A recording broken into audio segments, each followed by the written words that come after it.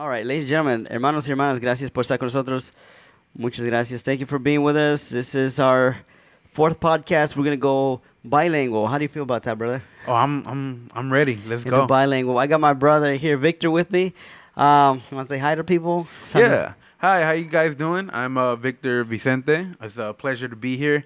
Definitely excited for today's talk. So I know we're gonna get into some interesting conversations, interesting topics.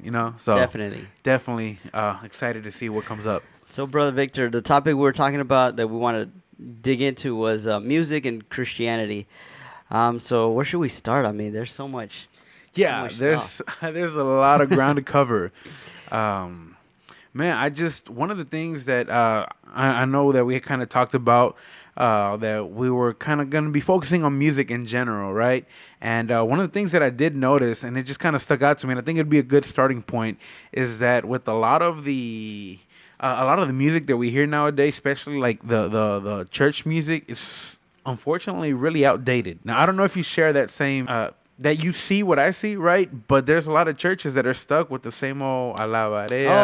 Okay. You know what I mean? You're talking about like coritos. See, and yeah, Okay. but the thing is that there's a lot of I think there's a lot of fear in like moving forward. Not that there's anything wrong with that music, you know what I mean? Uh-huh. But there's a lot of fear and kind of like, oh, well, this is what we've been doing. This is what's always been done. You're talking about styles, like styles, genre, right? Because that's what we're going at. Not so much in genre, but there's a lot of at least in the churches that I've seen, there's a lot of like some churches stayed in the coritos. Others are still like in the old school, just kind of like avivamiento, Juan Carlos Alvarado. Oh, okay. And we're doing Miel San Marcos now. We're doing Barak, and there's a lot of people that are kind of iffy about moving forward. And one of the things that I saw, especially in the Psalms of David, he always says, sing a new song, sing a new song unto the Lord, sing a new song with joy. You know what I mean? And that's just, I don't know. I wanted to get your thought on that because especially with music in general, there's a lot of people that are kind of hesitant to get into the new stuff. How do you feel about that though? Yeah. I mean, I know what you're trying to say, that we need a new movement of expression. Yes. Because that's what he's talking about. A new song, it's a new expression, a new feeling, a new vibe.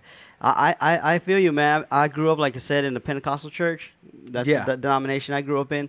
Now I don't claim any denomination for personal reasons, but for sure. Yeah, and that denomination, the majority are stuck in I say the religious box, where they don't, in their comfort zone, the style of music, especially where they're from.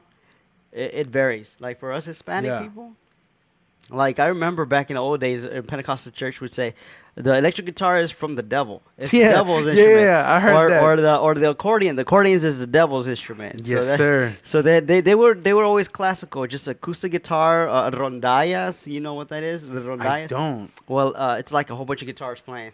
Like snap. A group of Okay. guitarists. Yeah. Acoustics. That's crazy. Okay. I know, man. That's so yeah. I mean, that's what I grew up with. So I know what you're trying to say, and as a Christian DJ, dude, I ran into a problem because I started a Christian DJ back in 2001. So back then there weren't real DJs that were mixing genres and stuff like. Yeah. It was more just like alabanza y adoración for a quinceañera, just regular music. yeah, I'm in there. Trust me. Yeah, they didn't have any movement like upbeat music, that party music like now there is. Yeah. But at the beginning, dude, I bumped into a whole bunch of people. No, eso no es de Dios. That's not of God. That's you're playing with God music, and that's not good. Exactly. Yeah, and I definitely understand what you're saying. It's just there's one of those things that I just really think that this is an issue that does need to be addressed within the churches. You know what I mean? Mm-hmm. Because as like yourself and myself, I can tell that we definitely, I mean, we're moving, we're trying to stay fresh, with what God is doing, but there is just a lot of this music. What would you think about incorporating that into the worship at a church, at a service? Because there's a lot of music out there, you know what I mean? And obviously there are limits, like where there's certain things that we don't want to play in church. Yeah, okay, gotcha. But I mean, there's a lot of like more on the rocker heavy side. that's still technically considered worship music because I mean the content The of it, content, the the people that content, created it, like the something, intention with what it yeah, was made with. Yeah. exactly. That is still, I mean, if it's still under, God's glory, what would you think about just kind of incorporating that into the church? Like you're talking about the styles of music, or Yeah, yeah, yeah. definitely. Because I myself work on all types of music, right? So I do everything from worship to rock to like literally just like what you would consider Christian trap, I guess, Okay. Christian hip hop. Mhm. So and there's a lot there.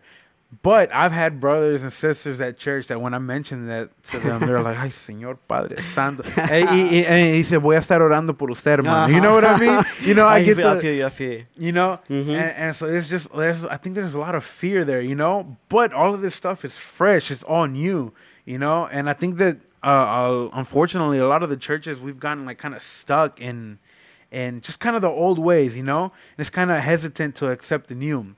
Now I don't know if you know who Maverick City is. Maverick City Music.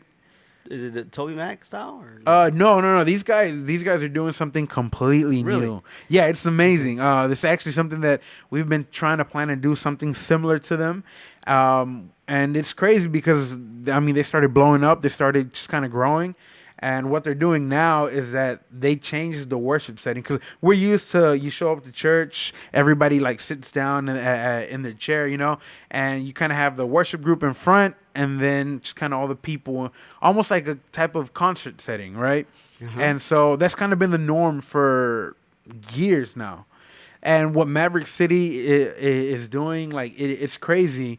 You can actually see the pictures of what they're doing, of how they worship, and it is just like it's on another level because they'll get like homes, they'll get just smaller spaces that you wouldn't think of would be used for worship, and they will fill that with 50, 60 people, and they just all worshiping together in one room. And the sound that they're producing, the songs that they're creating, oh my gosh. Are they acoustic? No, they're not acoustic, and that's Hmm. the thing. I mean, they do guitars, drums, everything, but they're all like in a room I, worshiping I was just together. looking at it right now. Okay, I seen them on social media. So yeah, yes, I know what you say. Yeah. Okay. So I know they have done some acoustic work to where it's just kind of like that type of setting, but I Mhm. mean they go all out, and to me, like, yo, this is fresh, this is new, and they just put out a new song in Spanish called Aleluya. Whoever, I don't know if we can plug that. I mean, we're not affiliated or anything, but that song ministered to me the moment I heard it. Oh wow. Like this was directly from, como dice, un sonido del cielo. Like this was Oh wow. directly from God. Like you can feel it without a doubt. Hallelujah. Yeah, Okay. Aleluya. It From is. Maverick City. Yeah, it is amazing. I highly recommend it.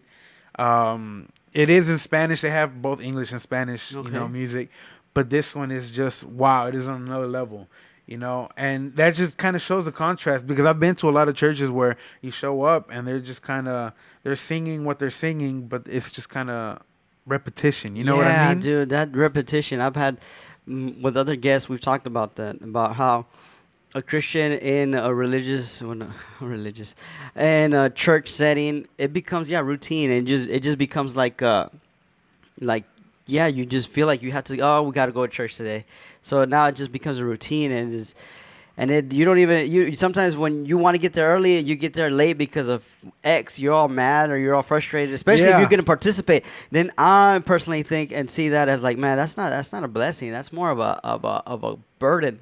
And I exactly. think that's kind of like the burden that Jesus is talking about, that he sets us free from Yeah, that religious burden, because he came exactly. to came to set people free, but free of what? A lot of things. Sin is the main one, but the religious people back then were taking advantage of people, Oh, putting definitely. loads on the people or the congregation that the ministers, the leaders themselves wouldn't even do. Exactly. Yeah, and I think it's just really there's a spirit of religion that is definitely holding us back a lot. And one of the things that I love to mention, anytime you talk to me, you'll probably hear it.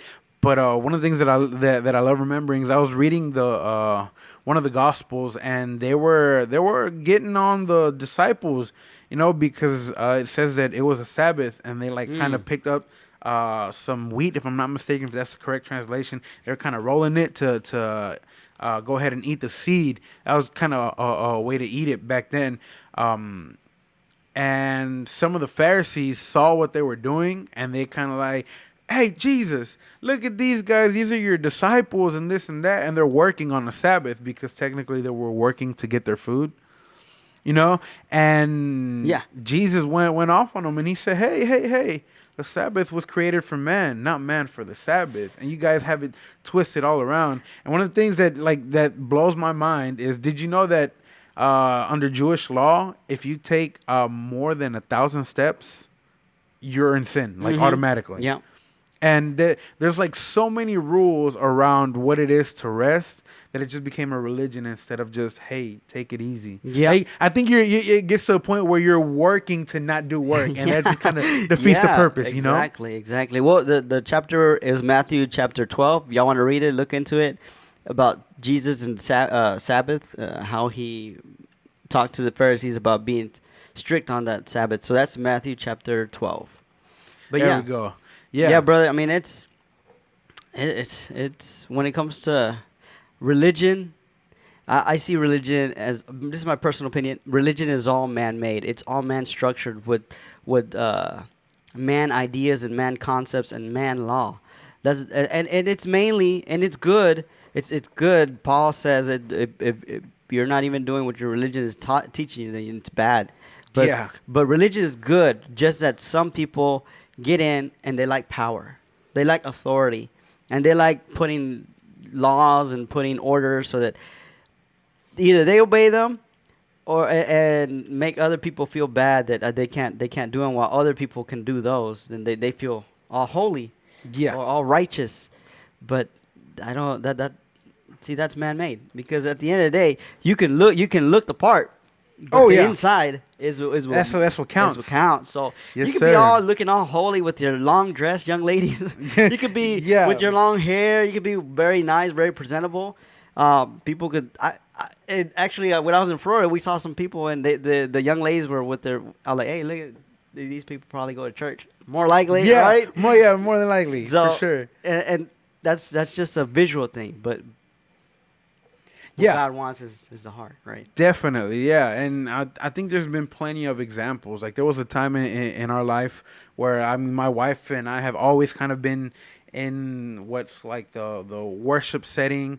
I've always played an instrument. She's always been the one to kind of lead worship. So we've been in that for years now. And there was a time when there was a lot of people just kind of, it was like they were doubling down on that religiousness, and it was like, hey, you need to do this and you need to do that. And it was to the point where it's like, you need to dress wearing this, you need to get your colors right, like you need to it was a lot. Like, they were just pointing us out like in every little detail, right? And it was tough, because it kind of like, you hear it once and it's like, okay, you know, and then you hear it again, and then you hear it again, and like the conviction in you is one thing, and what you're hearing is another, and that's what makes it tough, right? Because then you start to like think, and it's like, hey, is this really, like, am I messing up, or what's going on? And it was crazy, because during that time, we were just kind of feeling attacked left and right, and we're kind of starting to question, like, are we messing up? Man, you know? dude, that's what my first podcast was about salvation. Can we lose our salvation? Can a Christian be left out of a believer be left out of the salvation, the plan of God? Because that's one of the things that I was struggling with, because I was like, man, I'm doing all this, but you know what? I keep sinning. Yeah. So now what, man? And I thought, I was at one point where I felt real spiritual. Like, Yeah. I'd be fasting, I'd be praying, and sin would come my way. Nope, push it away, Yes, and sir. ignore it. But then I see the mercy of God in me, because this is my experience. Because when I was in that religious position, I was throwing rocks. Oh, I'm fasting. Oh, that guy's not fasting. Yeah. Oh man, I'm praying 4 hours. Oh, that guy's not praying. He's a sinner. I was like that, dude. I was like that. Yeah. So when I fell, I was like, man. So now what? Yeah, it's tough. Now what? Dude, that's that's a whole other experience. Yeah, Too. and it's crazy because I mean you can be on either end of it, and it's just it's not until you go through that shift that your perspective changes that Mm. you really see kind of like the full picture. And you know what got me out of it, out of that whole situation, because it, like I said, it did get to the point where I was kind of questioning everything that was Like if going you're on. saved and whatnot. Yeah. Well, not so much my Salvation. salvation, right? But more of like where my walk was. Mm. You know, because I was sure that me and God, like, we were straight, Oh, okay. right? But was I messing up or messing other people up with what I was doing? Like, that was my concern, right? And I remember we went to this one church where they had kind of like a revival meeting thing, and it was a whole bunch of. Matter of fact, it was in the middle of the whole Corona Uh-huh. kind of like I think we were just coming off a lockdown where we were kind of everybody was kind of Coming starting to get back out. Mm. And I remember that it was just kind of this and that, and everybody has a whole bunch of spare time, and they just use that to point at everybody, right? So we were going through all that, and we're like, you know what? Let's go to this retreat, and we'll just kind of see how that goes. And we went for this one day, and we showed up, and there was people up there that were dressed just like us. Like, I'm talking about ladies in just regular jeans, a nice blouse, guys in regular jeans, a nice shirt. I mean, it wasn't anything like they weren't suited up or anything. But when I tell you the presence of God in that place was strong, oh Lord, it was something like it was on a next level, you know. And I can guarantee you, not a single person was like, nope, that's sin because she's not wearing a Wow. skirt. Oh, he's sinning because he ain't wearing the tie. You know what I mean? And that just kind of opened my mind. I was like, you know what? We're gonna forget about all of this because at the end of the day, that's the devil's game, right? He's trying to distract us. Oh, well, maybe this way. Oh, well, maybe that way. When we have our path set, you know. Mm-hmm. So it's a lot of it's kind of things we need to watch out for in that area specifically. Yep. Yeah. Yeah, man. I hear you, dude. It's just one of those things also that, I mean, it's a verse that a lot of people overlook, especially the religious people. It's Matthew chapter 7, where it says, "Don't judge to be judged," because it's easy to judge. It's easy to look at other people's mistakes when you haven't done that mistake. But when you make that mistake, then you're like, "Oh man, I understand. I understand now why." Especially if you're a religious person. I've seen religious people preach. I say religious, but people preach. When I've seen people preach in the pulpit, and they start calling out people's sin that obviously they haven't committed, but they call out like adulterers. Hey, hermano pecador, arrepiéntese, hijo del diablo, que eso es el diablo, condemning them and whatnot. Se van a ir al infierno and whatnot. It comes to be that this person ended up committing that sin. And you know what happened? The sad part is that she just it's a she left the church. She Oh, just left wow. the church. She didn't come back because after Yeah. so many years preaching or saying that her, I guess her conscience couldn't leave her alone. But we all sin, dude. We all Exactly. sin. There's not one perfect. That's Jesus only who fulfilled all the man laws and God's laws to actually give us a clearance to be with him, with God. Exactly. Yeah, and it's just it's kind of tough, and that's one thing that I just love to remind people of, that at the end of the day, sin is sin. Like, there's no bigger sin or smaller Right. sin. At the end of the day, there's that blemish there. There's that stain, if you will. Now, obviously, consequences are different depending on your sin. Right. That's Right. that's the thing. The consequences. I mean, Exactly. that's what defines them. Yeah, but at the end of the day, we can't say, "Oh, well, I didn't commit that sin, so I'm better than you." And unfortunately, that's a lot of things that happen, in the church. And I know even myself, like I said, all my whole life, I was born in the church, raised in the church. Once I got old enough to just kind of like start playing and understanding music, I got into the whole worship, scene per se, and just kind of playing here and playing there. And I've gotten hurt by, I mean, what I would consider myself kind of more of a mature Christian, just because it's all I've known my whole life, So I know where I stand with the Lord. I know my convictions, And even then, I've gotten hurt with people that'll, oh, well, you this and you that, and it's like, chill, like it's a lot, you know. And Yeah. if somebody like me that spent their whole life, you know, trying to walk with God, I can only imagine how much people have gotten hurt if they're barely coming to know, and they're kind of say, hey, well, maybe let me check out what this whole religion thing is. Let me see what this God is about, and then you show up, and then you get this, like, it. It saddens me to think of how many people have been lost due to that specific. Hey, well, I'm better than you because I don't do that. Yeah. You know? Yeah. It's a battle every individual has to go through. Every person who is in the faith, because for some, this is one of the things we were talking about the other podcast. For some, their sins are more heavier, or their weaknesses are different. Yeah. Like, so depending on the level of strength of willpower is the difference of the actual sin they commit. Because, like, say, okay, so I always use this example. Those the murder, Jesus, when he says about murdering, that you even if you don't have to kill somebody to actually be considered a murder in the law of God, as long as Yeah. just by hating them, you're already committing some kind of murder. Basically, You're yeah. already sinning. And the same as there was another one, murder. There was I think adultery as well. Adultery, Like, yeah, that one, even that if one, you that one. just lust after her, Yeah, you yeah, already that- had committed That's what I adultery said. in your So, heart. no one's perfect, dude. No one's, Yeah. no one's gonna. Only Jesus was the only one who was able to do that. That's what we believe, according to the Bible and our faith. But yeah, it's kind of impossible nowadays, especially with social media. Yeah. Oh, yeah. It's crazy out there, Bro, Yeah. talk to me a little bit about your testimony. Give me I'd like to know. Give me a little of your history. I mean, where you Sure. come from, and how you got saved. Yeah, definitely. So, like I said, I was born. Well, I was born inside of a church, but I mean, my parents were already going to a church. You know, when they conceived me and everything. I was born, grew up in the church. My whole life, it was just every Sunday we were there. Every Friday we were there. And that's all I knew. I mean, my bedtime stories were Moses and the Red Sea, David and Goliath, Right. you know.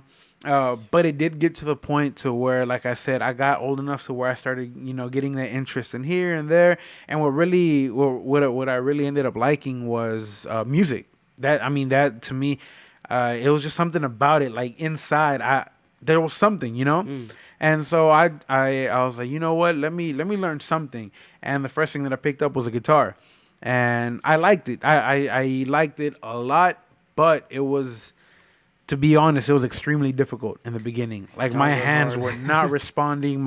It was just like it no me daba, Oh, for real? And So you struggled. yeah, a lot. I struggled for, I want to say, about a year and a half, and then I just left it alone. I was like, you know what, this isn't for me. Well, how old were you? I want to say around 11 Okay. or 12, But this is the crazy thing. I don't know if you know who Generación de Jesus is. Yeah. They're like old school rockers, yeah. right?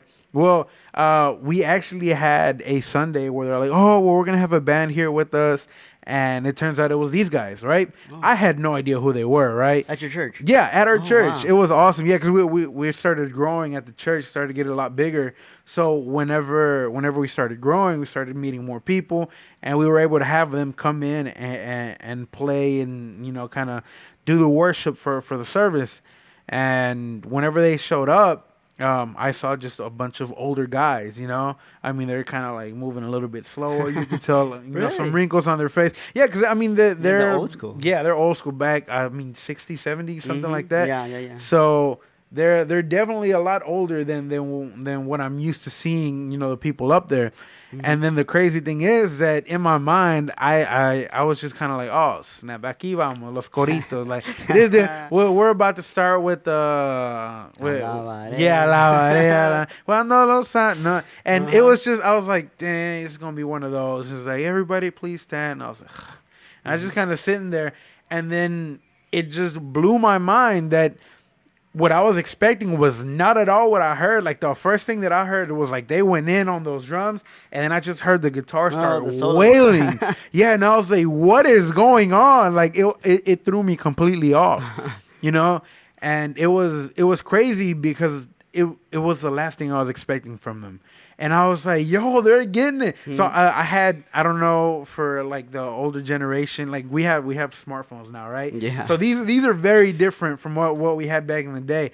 I had at that time is when I got my very first cell phone, and I think it was like a T-Mobile something. It was the weirdest phone. It looked like a regular, like just a square phone, but if you turned it sideways, you could flip it open and it'd have a keyboard in the middle. Sidekick? No, because the sidekick, you would like push it, right? Oh, And it would go like slipping. that. Uh-huh. No, this one, it was like, it had a whole phone on the front. Like it had the buttons and stuff. Hmm. And then if you would turn it sideways, it would open, like fold open. Wow. Yeah, it was so weird.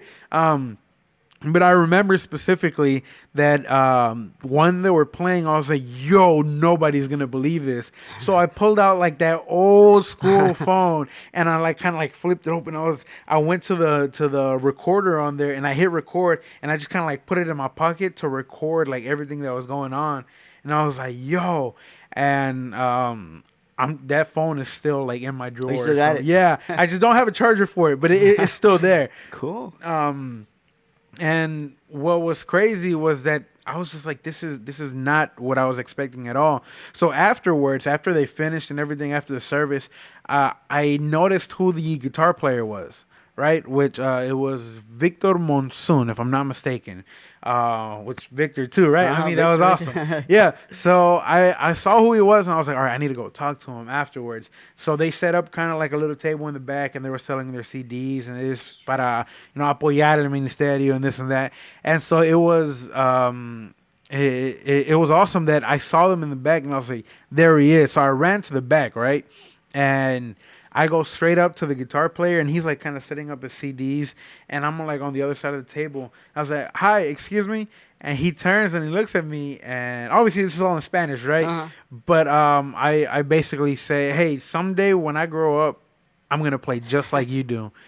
And he looked at me kind of like smiling. He's like, you know what? He's like, you're gonna play better than I play. Uh-huh. And I was like, what you mean? So I kind of like, I was like, what does that mean? I mean, I was 11, 12 Uh-huh. at that time. So he's like, hey, let me see your hands. And I was like, is he going to look at my hands and see if I have guitar player hands or something? Yeah, yeah. Uh-huh. So I put both my hands out in front of him like this. And what he did, like, he didn't ask me or nothing. He grabbed both of my hands and prayed for me on the spot right there. Wow. That I would be able to play, that same gift that he had, that God would give it to me as well. So he basically imparted what God had given to him to me at that moment. And when I tell you that the difference was night and day, like after that, I didn't notice it, but my parents are like, what is going on? Because after that, I was so motivated. I got home and I picked up the guitar, and for some reason, my fingers were listening to me. Like the shape started to make sense, And it took me about 6 months to really get it down. So I was like, Mom, Dad, I want an electric guitar. I'm done with the acoustic. Like, I want to do what they're doing. And at 13 is when they bought me my electric guitar. So I got baptized 3 days after my 13th birthday. And then on my actual 13th birthday, I got my first electric guitar. So I was just recently baptized. I was in love with the Lord and recently prayed over. So that's when I started playing. I started learning everything that I could, Oh, wow. and so it was a learning experience, the whole thing. And the church that I was at, they kind of started taking notice. They're like, hey, well, we see that you're starting to play. The guitar player sometimes misses here and there. So how about this next Friday, you come up here and you play with us? I was like, let's do it. The problem is that all I knew was like skillet songs, because I mean, that's what I like. Okay, This okay, on the rocker side. So when I went up there, we were playing El Poderoso Israel and yeah, and I was like, what is going on? And I remember. Oh, I thought you were gonna say you added in some. No, I did. I trust me. I wanted to, but I was like, no, that's not gonna fit. It definitely crossed my mind, But I remember the worship leader back then. He called me. He's like, "Hey, so you're gonna be playing with us this coming Friday. This is the list of the songs. Do you know how to play them yet?" And I was like, "No." So what he did, he's like, "Okay, did you have a piece of paper?" And I was like, "I can get one." He's like, "All right." And so he sat on the phone with me, and he was like, "All right, so we're doing this song. We're starting off in E minor, then we're going to C, then we're going." And he went down the list with me so that I would be able to have the chords for the songs and be able to ready to play. And that very first time I played, I was so nervous. My hands were freezing cold. It was horrible. It was horrible. I think all I remember is standing up there and waiting for the D chord to come up, and that's the only one where I knew I'm playing the right note at the right time. Everything else was horrible. It was really really bad. But they kind of gave me that chance to be up there, and I started growing and growing. But God has His plan for everything. And this was the beginning of when I started to understand. God says in His Word, all things work together for good for those who love Him. And I can tell you, I love the Lord 100%. So when I started playing and I started growing, there was this issue with I wasn't the only guitar player there, and the other guy was a lot older, and he's really, really good. Like, I kid you not, like, this dude can jam. So back then I was just kind of trying to, oh, well, let me play and let me here and let me there, and it was just kind of like I was bad. I'm not gonna lie. I had all the intention and all the good intentions in the world, but my skill wasn't up there, you know. And it got to a point where it was like, well, I don't play like him. So they were like, hey, come on, keep up. Hey, this and that. Hey, here and there. And it was to a point where my heart longed to be up there, and they would sit me down just because I wasn't at that level. And what sucked is that I would understand it if, hey, this other guitar player was there, but this guy started slipping up. He was missing practices. He started playing at like parties that he definitely were not glorifying the Lord, and he was out here just doing a whole bunch of stuff, and it was crazy, right? Because I was trying to, be there, and they would sit me down to have him up there, and I was like, well, I'm practicing, I'm doing this. And he didn't go to practice. No, and he wouldn't even show up. He wouldn't even show up. Yeah, and this is the crazy thing, that I would show up on Sunday, right? And I would like have my guitar on my back. I'd show up. I'd set my amp down. I'd like start to plug in, and they would look. Hey, chill. Don't even plug in. He'll be here in like 5 minutes. Dang. And like, just go sit down. And I was like, dang it. So I'd go sit down. Never showed up. They would just play without a guitarist, and it started to like weigh on me. Wow. Yeah. You took the rough road. Yeah, man, it was tough. Man. It got to a point where I would kind of like play, and there was no freedom in it. I was playing only what I knew for a fact, what wouldn't be wrong. I didn't have that freedom to express myself, to really worship. I was just doing something that I had practiced. You know what I mean?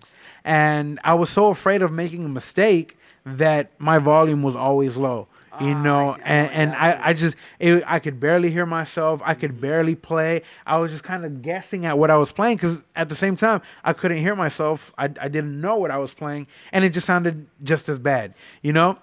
And so it just kind of like started to weigh on me. And then out of nowhere, this one brother reaches out to me from years ago, and he's like, hey, man, do you know how to play guitar? And I was like, yeah, I know how to play. And he's like, dude, we have an anniversary. The guitarist canceled on us. We need somebody to come help us out just this one time. And I was like, well, let's go.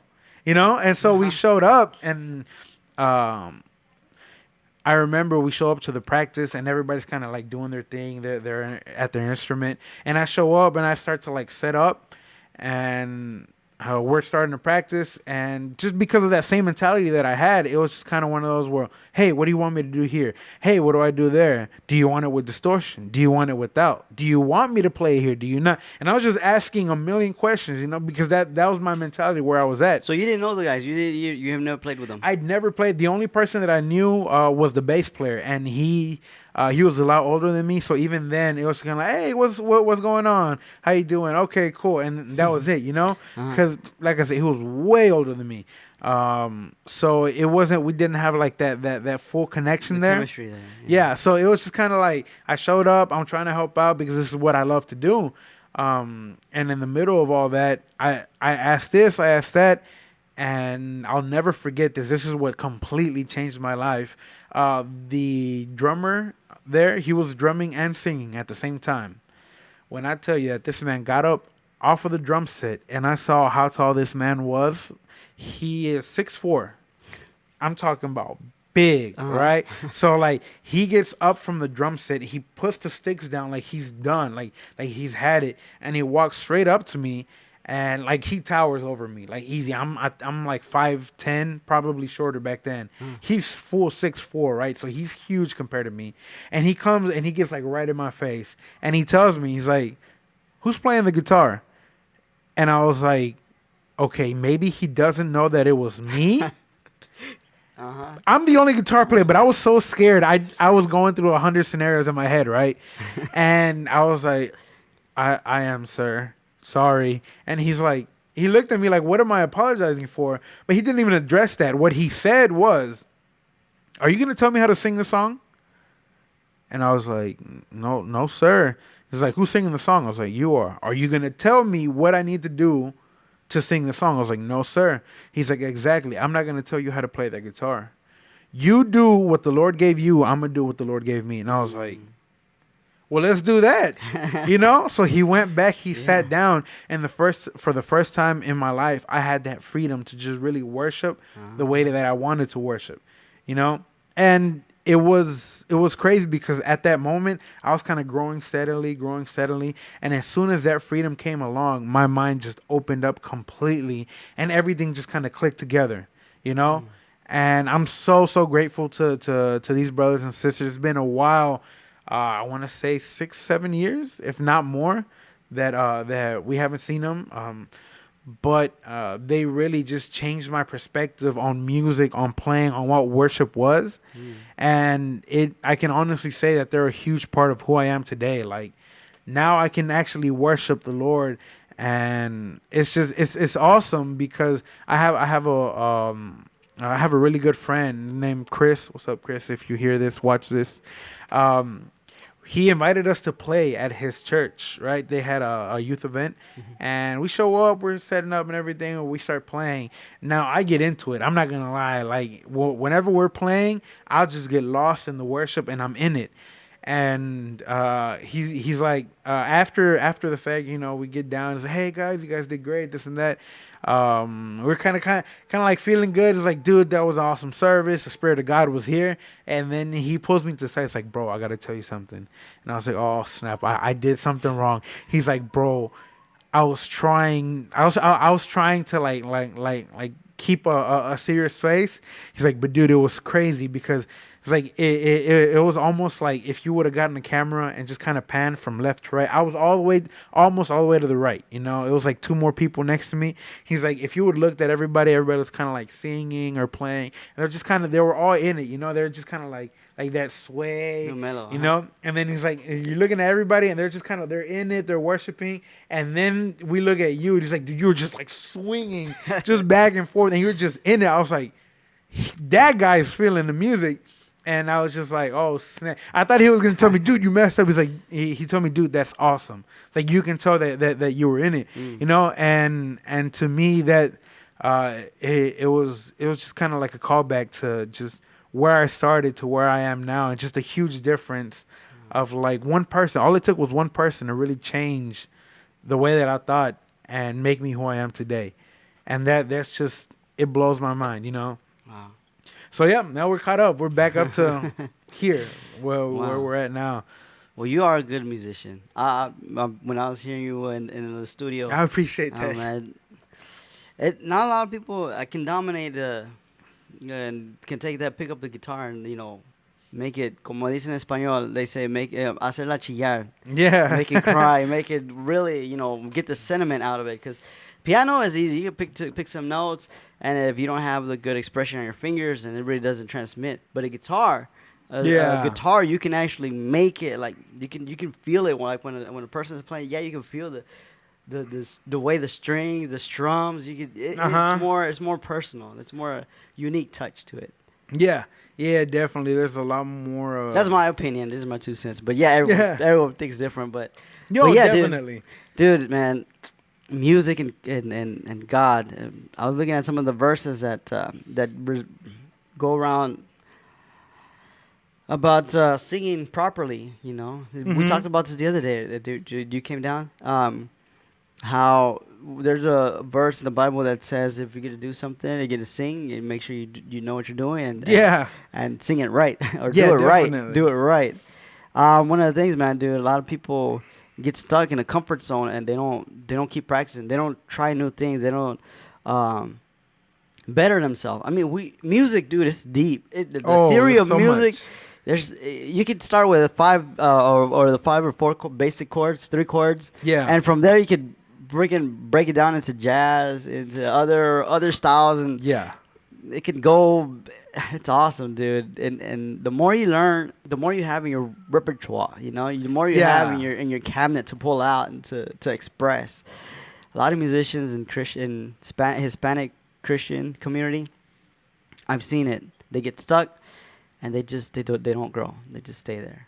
I Yeah. think that's one of the things that adds to s- that circle where they don't want to try anything new because they're just comfortable there. Hey, solo coritos, nada más. Mhm. Yeah. Because that's what we know and that's the only thing our musicians know. They don't know Exactly. anything else. They don't know any other four chords. And then there's a meme I put on my Instagram that says that Jesus is hung in the pianist. He's like, son, it's just three chords. Yeah. Practice or sit down. Yeah. Practice or sit down. Yeah. Definitely. I mean, you gotta practice, man. Musicians, you gotta keep practicing every day. You gotta Every single single day. day. You gotta. There's always something new. There's always something Always, yeah. And I definitely, that's one of the things that I love to practice. I fell in that. I fell in that rut too, to where I was like, oh man, I got it. I know what chords are. I know my pentatonic shape. Like Mhm. I got it. Like there's nothing that you can do that I can't do. And then I met some guitarists, man, that they were just, what in the world are you playing? Like they were just up and down the neck and doing some crazy stuff. And I was like, I need to get on this. Like it's not, I don't have it all figured out. Like I don't know everything yet. So yeah, I definitely started practicing. I started learning other instruments as well. Learning how to play bass, drums, the keyboard, just anything that I could get my hands on. And it's crazy because your understanding of like music theory expands so much the more instruments that you have. Yeah. And it's crazy because like I don't know if you do you know how to play any other instruments. I know a little bit. A little bit, okay. Well, because the thing is, I don't want to like start talking like technical terms, No, right? you can. But I all right, studied it. It's okay. perfect. So, rudiments on your drum set, right? Mhm. Obviously, you have your single stroke, double stroke, triple stroke, and your paradiddles, right? Mhm. Just to name a couple. And the paradiddles, those were always my favorite, right? Your right, left, right, left, right, left, left. Yeah, And so I learned how to do that, and then do my fills playing with paradiddles, and it's like, oh, that is awesome. And then when I picked up the bass, it was like, hey, you can do a paradiddle on the bass while you're slapping, and I was like, Yeah. dude, I know what that is already. Yeah. And it was just crazy because I was like, okay, oh, paradiddle. And it's like, yo, it's crazy how it's all connected. Yeah. And all of that. I mean, even playing the bass lines is like, so if I'm playing the guitar and the bass is playing this, then if I play this, and it opens up so many possibilities. Yeah, especially if you know your chords. Yes. Because if you don't, like I said, if you just get stuck in that routine, you only know those single chords. Just like Christian music, Hispanic Christian music, the majority is all the same. It's the same. Yeah. It's the same transitions, the same concept. But the thing I like about Miel San Marcos, they like to add a little bit more to it. Mhm. Even though they use the basic one, but they like adding more elements to it. Like Grande Fuerte. It's Yeah. originally a rock concept. Oh yeah. But you but can if hear you, it. But if you listen to just the basics, you take that out and you can hear how the guitar likes to do like the seconds of the guitar. Have you heard the bottom of the guitars? The back one, the second one. I don't know Yeah, what keys they are. There's like two guitars. I think they use a synth as well for Grande Fuerte. If I'm But not mistaken, yeah, there's a lot of but layers in that one. the way the structure of music is, they snuck in a little bit of I don't know that technical term, but they snuck something in there Yeah. that kind of doesn't make it so rockish. It makes it kind of like 'cause new. It's new pretty Yeah. much. It's a new style. It's not really heavy rock. It's not pop rock. It's leaning a little bit towards pop rock, but that little element pushes it to where it's like not pop rock. Yeah, well, I think the genius moment there was probably that the song starts off with either drums or with the bass, right? Because I know for a fact that if you would have started that song with a guitar just da na na na na na na, like that would have been like that's a rock That's a song rock, without a yeah. doubt. But they didn't. They started it with the bass, and then the guitar kind of follows that, and then it just does the chorus. Dun dun. Miel San Marco bam, does bam. does Yeah. that. Even the coritos they got. You heard that there's a I don't know what's that. Oh, the one that did in Proezas Coritos. with Oh, Proezas. Okay. yeah, Yeah. where they had Juan Carlos, Juan Fernando Carlos. Monroy, and Yeah, all of those the coritos. Do you heard the style they did? Yeah, They did the but- same thing to that. Exactly. They added to it a little bit of rock, but they still added rock, the original song content, and added the little I don't know what it is they did, but they did something where it's not pop and it's not rock. Yeah, new. it's that perfect balance. Yeah, Yeah. that production is nice. Yeah, I loved it. I remember when I heard it. I think it was my aunt. She sent it to me, and she's like, "Listen to this. Like this is crazy." And I saw it said like medley de coros or something like that. And I was like, come on, tia. Like Coritos. she's sending me coritos, and I listened to it. I was like, yo, they're getting it right. So it was just like, yo, that is awesome. And I really think that these guys are like. They are musical geniuses, honestly, because all the stuff that they're putting out is just a hit after a hit. And yeah, I don't- shout out to these guys. Yeah. One of the things I was gonna say, dude, about them, I don't know much about them, like who's the actual producer of them, and like I know Marcos Wheat and Jesus Romero, their productions are based on non-Christian producers. They've got some Christian producers, but some of the people involved in their project are non-Christian. So that's one of the things that a lot of people don't understand. Sometimes you need real professionalism, real Yeah. people who know what they're doing to better you or help you or give you a push to go up another step. To Oh, yeah, to advance, definitely. because one of the things I learned is that no one person can do it by himself. Yeah. It's always you always need help, and you definitely want to have help from someone who knows what they're doing Yes, sir. to better it, to pitch in to anything. Even like I've done some projects, like I told you, I've done my projects, the little recordings I've done. Mhm. But even after I keep studying, keep learning, keep YouTube pretty much everything. Yeah, YouTube and is look like a at the teacher. techniques and whatnot, the production, and mastering, and mixing, and I'm like, oh man, I didn't do that to my track. Yeah. So I'm like, oh yeah, that so- always hurts. Yeah, like, man, okay, so should I take my track down or what? Yeah. But no, I mean, the more you do, the more you learn, and you're gonna make mistakes on the way. Musicians, especially, no one's like I tell my kid really loves the drums, and he tries to practice, and then he gets frustrated, like he wants to give up, and like, well, you gotta keep going, you gotta keep Yeah, going, you you gotta have keep to. learning. That's the only way to learn. I mean, it's frustrating at the beginning because you want to. Mhm. Can't. You Yeah. don't have no one to teach you, or it's hard to do it by yourself. But once he gets a good teacher, then Yeah, it's just kind of going And then- on from there. Yeah. and then you have to have a drive. oh, you have to. You have to have a drive, because if not, you're gonna get stuck in that little comfort zone, and then you're gonna be like, I'm okay with do re mi fa sol la without any Definitely. septimos or fifths or Yeah. progressions and stuff. Then you're gonna get stuck. Yeah. There's definitely there has to be that drive because, and I know my parents. Again, shout out to my parents. I'll shout everybody out today, but to my parents, hey, I love these guys. They have been such a blessing in my life because I remember when I just completely fell in love with music. It was crazy because I would go to practice at the church, and we lived just around the corner here in North Houston, right? And our church was out in Katy.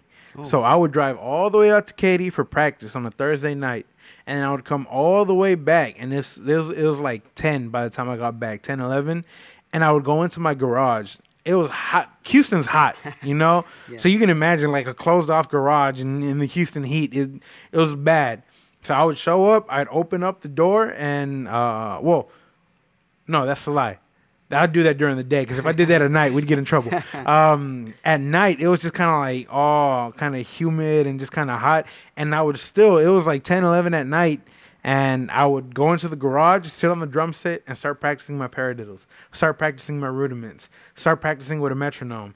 And then the Friday, we'd go to church, we'd play, we'd come back straight to the garage. I had a keyboard in there as well, and practicing my chords, my inversions. And like back then, it was just something that I loved, you know, and I wanted to get better at. Now I can see like that's drive, and I didn't know that's what it was back then, but now like I can sit down and like I'm not a pro at everything, but it's like, hey, no tenemos tecladista, like I can do that, or no tenemos drummer, I can do that. You know, like I said, I'm not gonna be the best, but like I can take care of that. Yeah, you can. Yeah. You can get out. Yeah, yeah. Like at my church, when I was assisting in the churches, these guys came in, these young guys. They didn't know much. They had a bit of idea. They didn't know much. They wanted to play. There weren't that many musicians. There weren't pretty much none musicians. Just me. But me and another guy. But the other guy also was learning. So I decided to sit down, and let the guys, you know. Kind of figure out what they're doing. Let them learn. Then the pastor was like, okay, you guys want to learn? Okay, we'll get you a teacher. So he got him a teacher. They taught him a little bit more. They learned and they would practice. Same thing like you were saying. They go home and practice. We have practice. They go home and practice. And then I started getting involved and helping them out a little bit once their teacher was gone.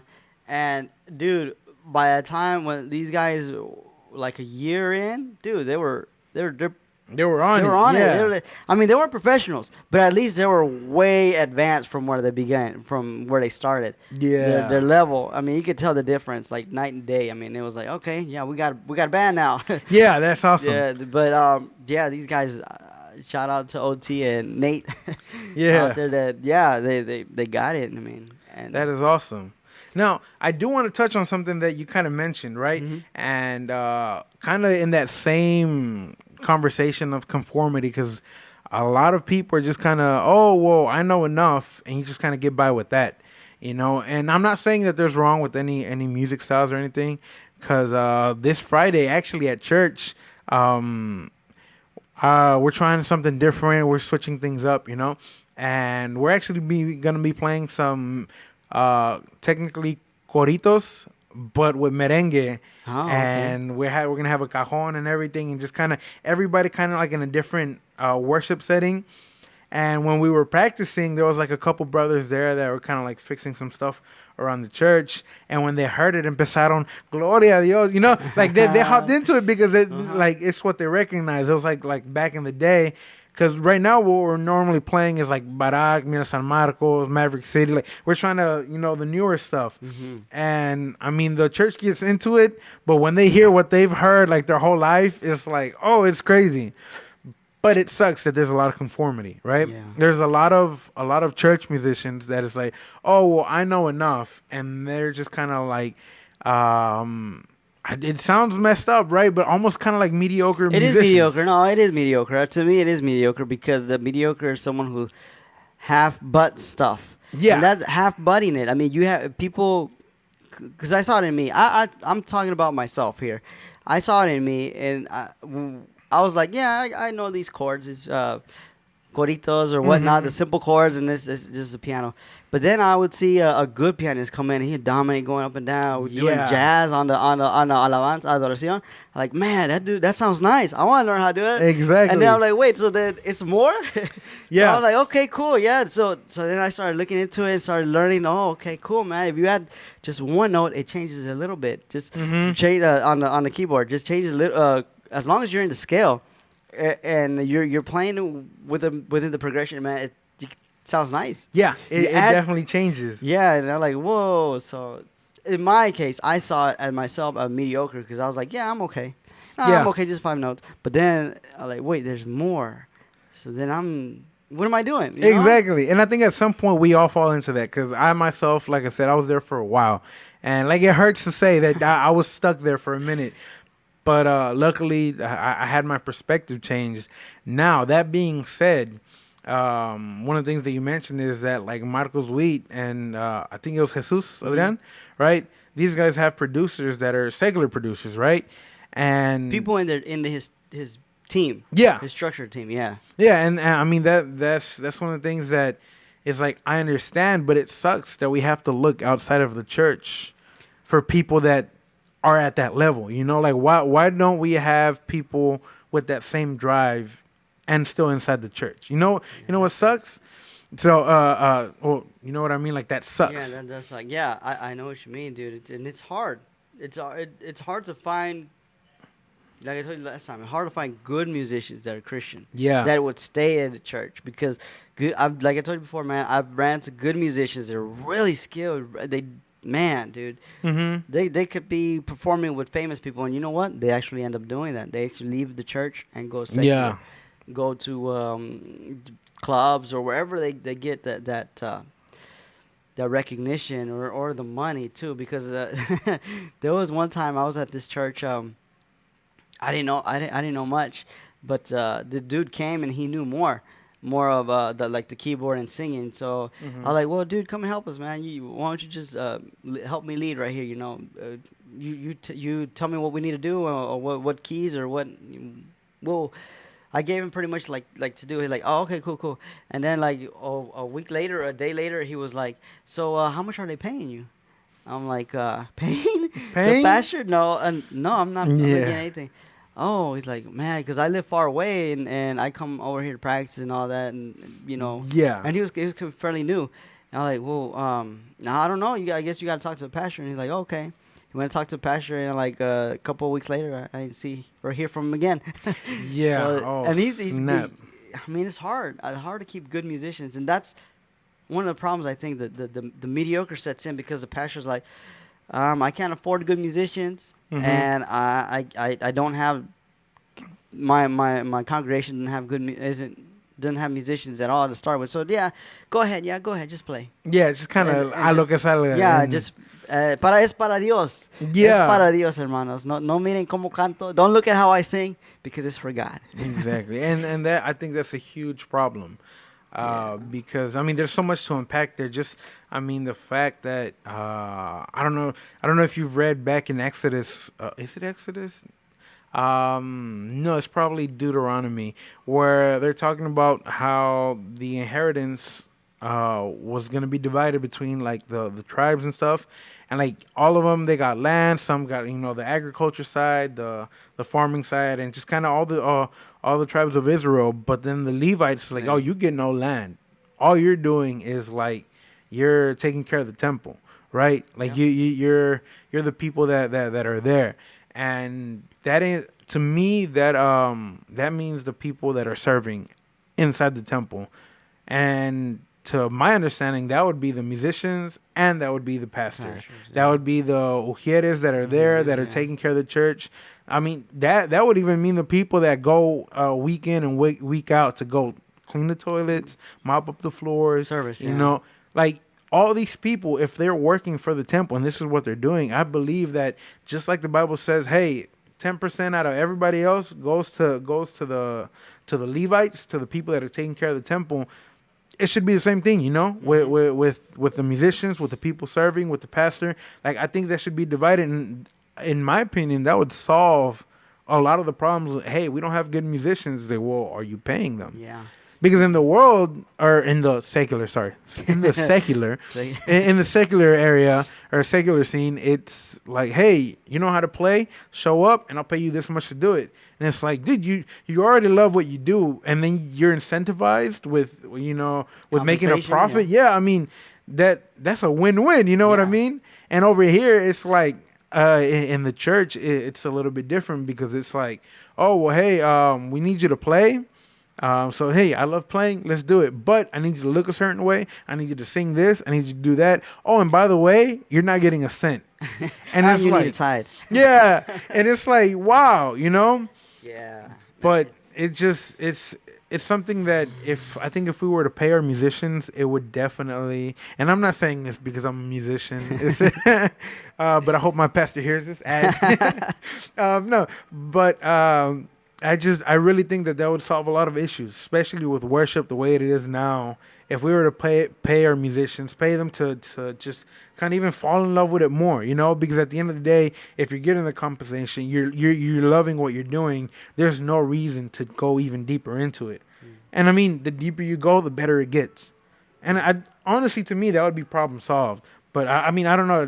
What do you think about that? That's actually that does happen, but in big churches. Like I don't Yeah. want to say the names, but yeah, there are big churches here. I know good musicians that are actually in those churches. They're participating. They get a salary every month or week. But then they also have to. From there, they deduct their tithes. So Mhm. it's still. I mean, it's a structure for the church, for the good musicians that they have, and even people who participate, like you said, the people who clean, they pay them. People who participate, who are leaders, they actually go out to minister at the homes. They pay them too. They give them not a lot. I mean, it's not a lot. I mean, we're not talking about like 2,000, 4,000, not nothing like that a month, but it's something that recognizes them and gives them a stability to actually go out and do those services. Yeah, definitely. And I don't know if you know about those. You Yeah, you yeah. don't have to say names, but yeah, there are churches. Yeah, here in no, Houston definitely. I know there's we could a name couple. we could name the most obvious one, which is Lakewood. Yeah, that's Lakewood the big is one. the big one. That the other musicians are paid. Most of them aren't even Christian, but they're all getting Yeah. paid. Or just to be at Woodlake. These guys over at Woodlake, you know what I'm talking about. Yeah, no, Lakewood, I know definitely. I mean, they're a mega church already, They're a big church. I mean, and I mean, their musicians are amazing, definitely. Now, that's one of the things I do want to get your take on this. So I know that I'm not exactly sure about Lakewood because I don't follow the whole the musicians there or anything. But I do know that Lakewood has done it. Other churches have done it to where it's like, hey, let's hire musicians, secular musicians, good musicians, to come and do the worship here at our church because the guys here just aren't cutting it. What do you think about bringing in secular talent into the church for worship? man, I've heard. I don't know, but I've heard like even people like Christian artists that bring secular musicians to their concerts. Mhm. Because they know and they're disciplined and they can play just like the song from beginning to end. Yeah. So then after the concerts, you'll see them out in the back smoking because I used to help out with concerts with my sound system. Uh-huh. So yeah, I would see that like real recognize. I don't want to say the names either, but yeah, it is what it is, dude. I mean, they got the skill, they got the talent, they like working with them, or they know them for a while, or that's just how it is for professionalism. Oh yeah, But definitely. in the church, like I said, it's very hard to get that professionalism in a church, mainly because a lot of churches put more emphasis on the spiritualness of the church than the actual musicians and even the way the church looks, like the cleanliness of the church. I've been in some Mhm. churches. You could tell when it's real organized because Yeah. their churches are clean, well kept, and they have a good presentation. But I've been to some churches where it's like they didn't even clean it and they didn't even take care of it. Like the paint's already peeling off. And Oh, one of the Lord. things is Yeah. it could be financially unstable, Mm-hmm. or they could also be going through hard times, or they don't have enough members to participate. But really, it also goes down to just how they administer. Yeah. If they don't, you can question if they administer correctly their church or what could be going on. We don't know. It's just speculation, but you can tell a lot from Yeah. how good Definitely. it looks. And yeah, like that's one of the things. Oh, another thing about how you can tell if a church is spiritual. I've seen it.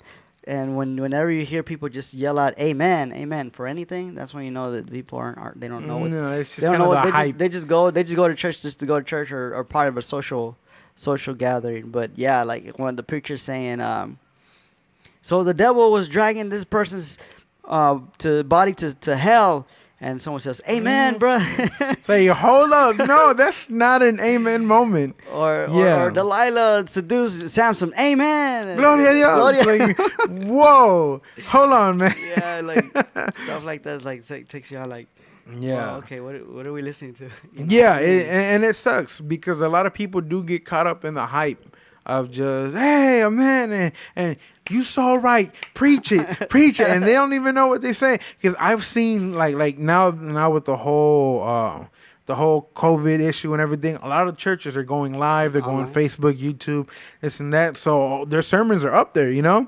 And I've come across some to where they're like biblically incorrect, just like like their theology, theologically, it's just not right at all. And then some people so good, preach it, Pat. It's like, bro, do you read the Bible? Exactly. Yeah. And it's just it gets to a point where it's just it's just hype. It's just everybody kind of like they like the emotions of the moment. They like the atmosphere of the moment, and they're just kind of there for the experience, you know? Yeah. That's one of the things that it's like the comfort zone. Yeah. The spiritual comfort zone, because the same thing I see when people have their churches around their house, like me.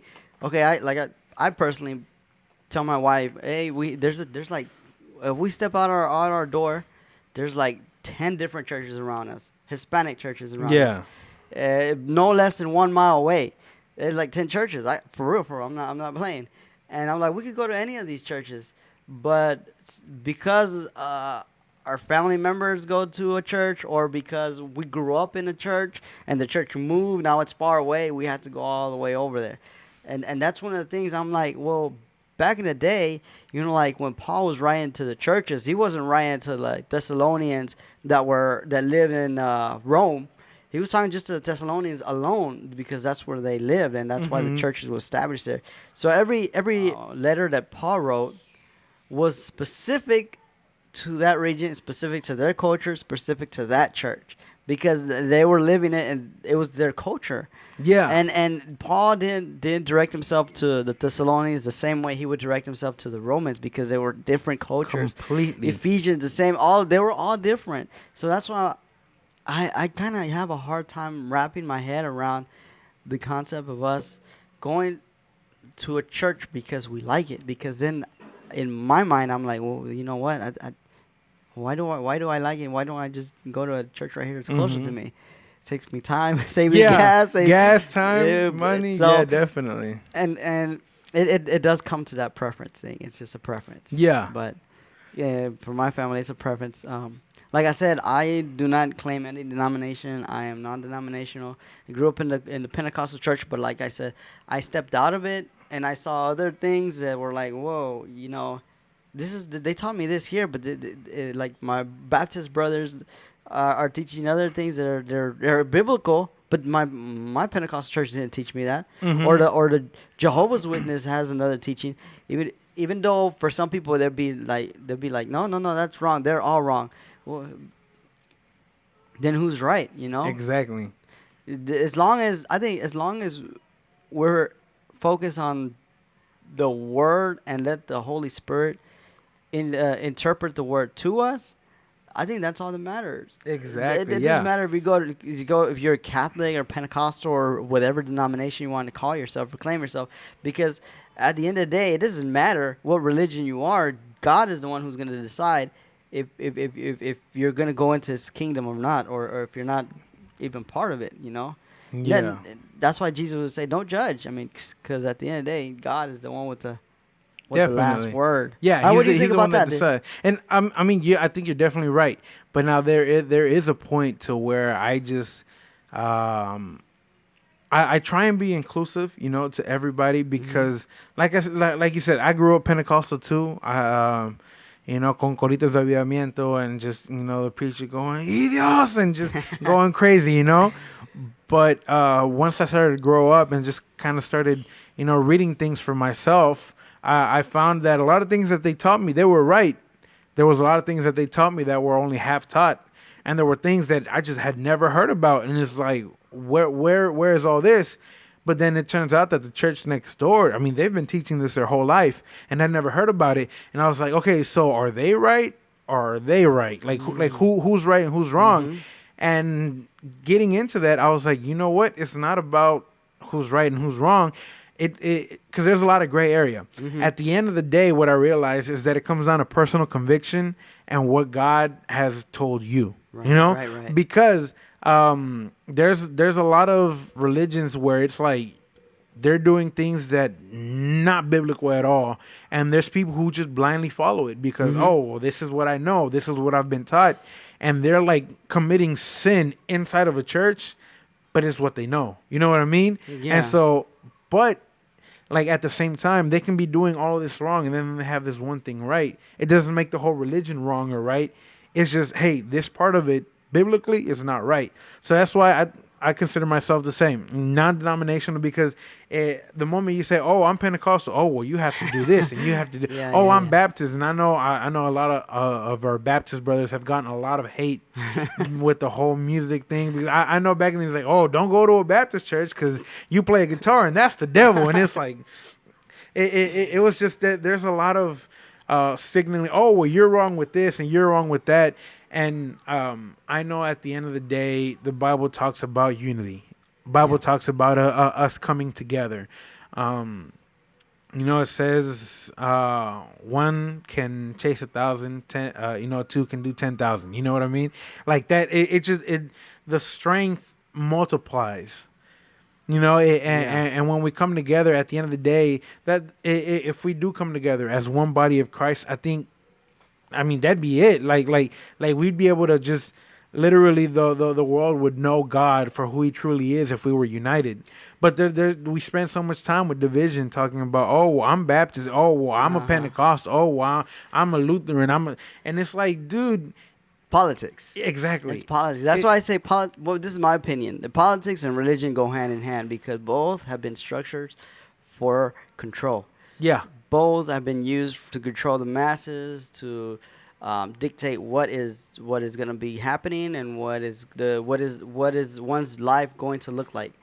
The religious aspect is supposed to be the spiritual one, and the political one is supposed to be the societal one, where it structures the society to how a group of people or a country or a state or a city thrive, to grow, to expand, or to have order, pretty much. Religion is the same thing. It's a structure to have order, to organize the congregation to worship or to follow a leader, to pretty much obey. But see, yeah, that's the tricky part in the religion. Obey who? God or the man? That's exactly. that's the tricky part, trying to figure that out. Yeah, and I honestly believe like we would be in a whole nother place spiritually and just as the body of Christ if we were able to get like all the churches to, hey, forget about Lutheran, forget about this. If this is your conviction and you feel right with God, you do that. I'm gonna do this, but that doesn't mean we can't worship together, you Hmm. know, because at the end of the day, God may tell me, hey, I need you to go out there and preach to those people, right? But He might tell my neighbor, hey, you go nowhere near those people. Who's right? Mm. We're both right because God told me to go there. He told me, hey, I don't need you over there. That's because God knows His plan. Maybe He needs him over there, or maybe He needs him to stay right where he's at. It doesn't mean that I'm right or that I'm wrong. It doesn't mean that he's right or wrong. It's just our calling is different. Hmm. Our life, our purpose is different. Yeah. And so I think that's kind of like where all these different denominations come from. So where it's like my calling was this, your calling was that, your revelation was this, Hmm. their revelation was here. And if we split up, I mean, a church in of itself can do a lot because it has members. Now, can you imagine that if all the churches in Houston were to get together, say, "Hey, we have the same God. We have like you do your personal conviction. We're not gonna mess with that. But if we all work for Yahweh, if we work for the King of Kings, God, the creator of the universe, if we all got in that same mentality, I think this city would be completely different." Mm. Our lives would be completely different. I'm pretty sure that there's just about nothing that we wouldn't be able to achieve as a church. You know what that reminds me of? It reminds me back in Genesis, where he said that the Tower of Babel, the people Yeah, were all one language, and they were doing a lot of things together. They were exactly. managing to reach the heavens. Now that people can have interpreted to be maybe something scientific. Because see, this is the thing. A lot of people are finding out now. Archaeologists are being baffled with these new diggings and new finds that totally go against what was taught in history classes about Yeah. the civilizations, the early ones. It appears that they had advanced technology back in the day. That's what it appears now. I mean, the hieroglyphs show some kind of aircraft. Mm-hmm. Hieroglyphs in Egypt and Peru. There's some hieroglyphs as well that are, well, not hieroglyphs, but like inscriptions Uh-huh. on rocks, or on pottery and stuff of that nature. Okay, yeah. Where they see also spaceships, something like an airplane. There's a Google image going around that it's like it looks like a hieroglyph, but it's got like a little. It looks like like a helicopter, like a shape of a helicopter, and everyone's like, "What could that mean?" Yeah. Yeah, it's crazy. Now I've looked into that myself. I know that there's a lot. I mean, we weren't there, so we can't know for certain. Exactly. Right? But I do remember reading, and specifically the Word of God.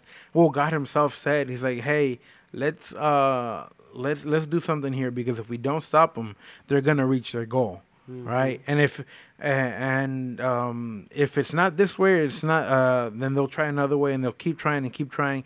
And I mean, God Himself said that that they were gonna reach their goal at one point or another. Yeah. Right? If they were unified. And what's crazy is that what they were trying to do is get to heaven. Right? They were trying to get to where God was. Mm-hmm. And if God Himself said, "Hey, they're gonna reach their goal if we don't stop them," then that just blows my mind. Like, what can we achieve with unity? You know what popped in my head? Another theory. Mm-hmm. Have you ever heard of like stargates? Slightly. I've Portals. heard it. Yeah, definitely. Portals to the other dimension. Well, that's a technical advance, Yeah. and a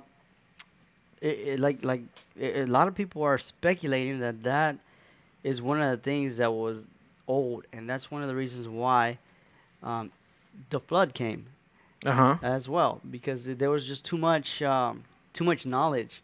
You've heard that theory? The fallen angels procreating with the women, creating the Yeah. giants, Nephilim, and all of them teaching the humans a lot of science, a lot of Yeah, well, I mean, I got deep into that because it's a really interesting topic. I mean, it got to the point where fallen angels really just well, the theory is that they messed everything up. And not only, I mean, you got to think about it, like, these were wicked beings, right? Mm-hmm. So they were procreating with the women and with just anything they could find, right?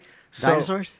yeah, I mean, dinosaurs. And at the end of the day, there's a lot of Greek mythology about half man, half Demigod. horse, right? No, well, not even that. Not You know the demigod. centaurs? Oh, okay. You know that they're like half like mans. Yeah. Well, I mean, the theory is that these things were so wicked that they would find and procreate a horse with reptiles, with just about anything, and that's where you get all these Dinosaurs. dinosaurs. Dinosaurs, You get right? centaurs, you get the minotaurs where they're like half bull, half man. Like it's all these crazy things. It's like you don't just come up with this stuff. I do believe that at some point they were here, and all these like Hercules and all these. I'm 100% sure that this is all demigods, from just kind of fallen angels procreating, all of this, and then history just found a way to explain it. You know? Yeah.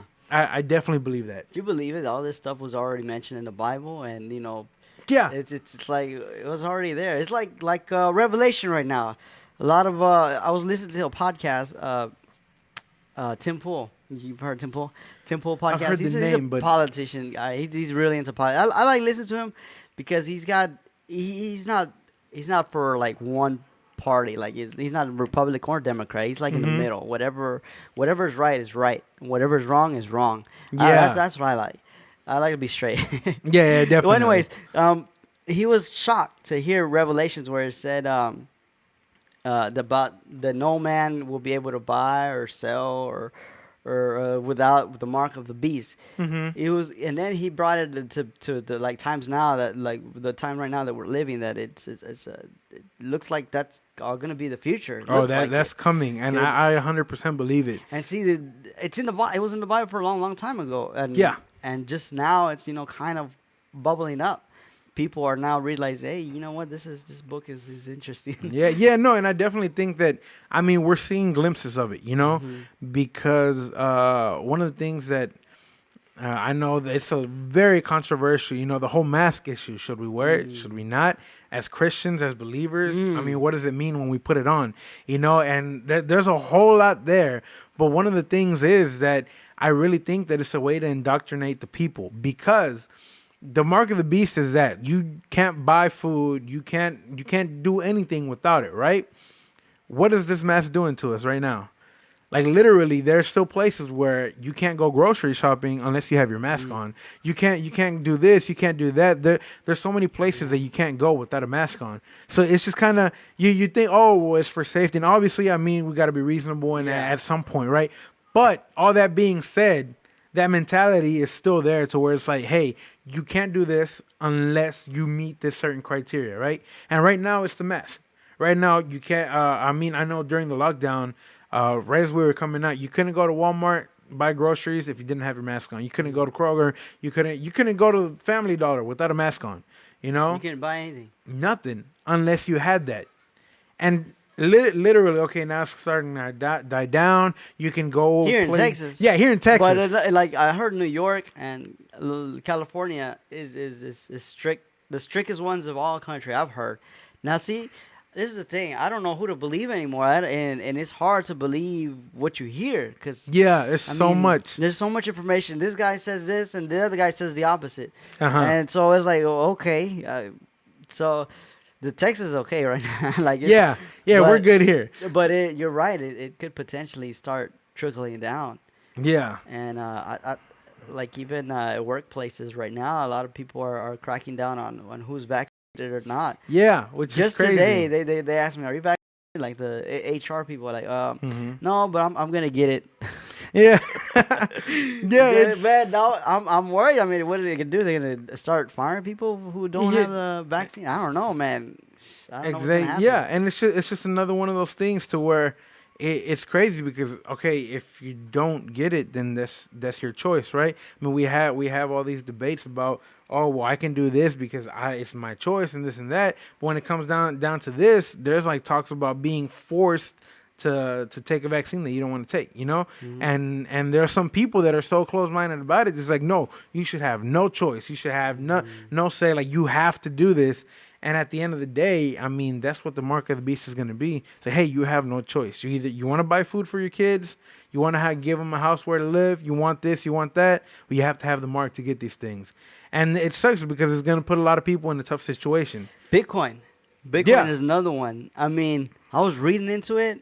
Um, uh, it's interesting, dude. Bitcoin is they're saying it's like a government plot to make the dollar go down and disappear the actual cash Uh huh. flow. So that to everything is be- crypto. Yeah. become everything's gonna become crypto, and that it says there's a potential for, supposedly, allegedly, I'm gonna say allegedly because I'm not a well versed person in the Mhm. Bitcoin or financial. I'm not a financial advisor of any Yeah. sort. Yeah. But they are alleging that Bitcoin will go high, but at some point it's gonna drop fast, and when it drops is because the majority of people are already invested into Bitcoin, and that's when they're gonna swap it. They can say, nope, not Bitcoin. It's the new world currency, Uh huh. and they're gonna allegedly that's what they. I don't know. Hey, these are just There's theories, a and lot. Yeah. no one knows if it's for real or not. But I mean, it looks like it. It looks like it's Yeah. going that way. Yeah, well, I know I was always taught that, at some point that there will be a world currency, and it'll be a signal for we're getting close to the end. And I definitely see that happening with Bitcoin, whether it is Bitcoin or whether it's something else that comes after. But there's definitely something there, and I think a lot of us can see that. It's just a matter of waiting to find out what actually happens. Yeah, yeah. Who knows what's gonna happen? I mean, anything can happen. Yeah, it honestly can. So that's why right now is the time to make sure we are right with God, Mm. because already as it is, I mean, I've had some trying days, trying past couple months where it's been tough to be a Christian, Mm. and it's only gonna get worse from here on out. So I definitely believe this a lot. Sir, I'm Man, sorry. like schools, dude. I don't know when you were in school, but when I was in school, I saw some crazy stuff. Yeah. Teens. I mean, if you have kids that are listening to this right now, might want to take them out of the room for a while.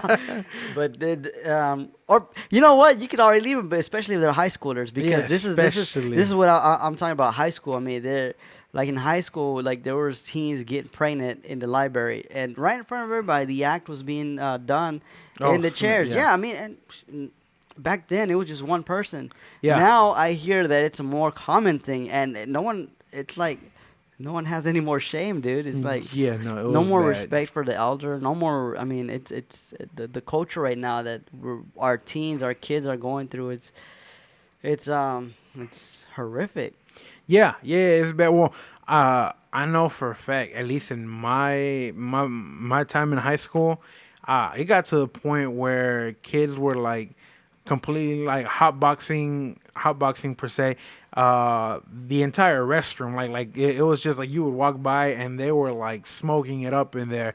And then at that was on one end of the school. At the other end of the school, there was the infamous, I guess, electrical room, which we kids do not do this, right? This held me back a lot.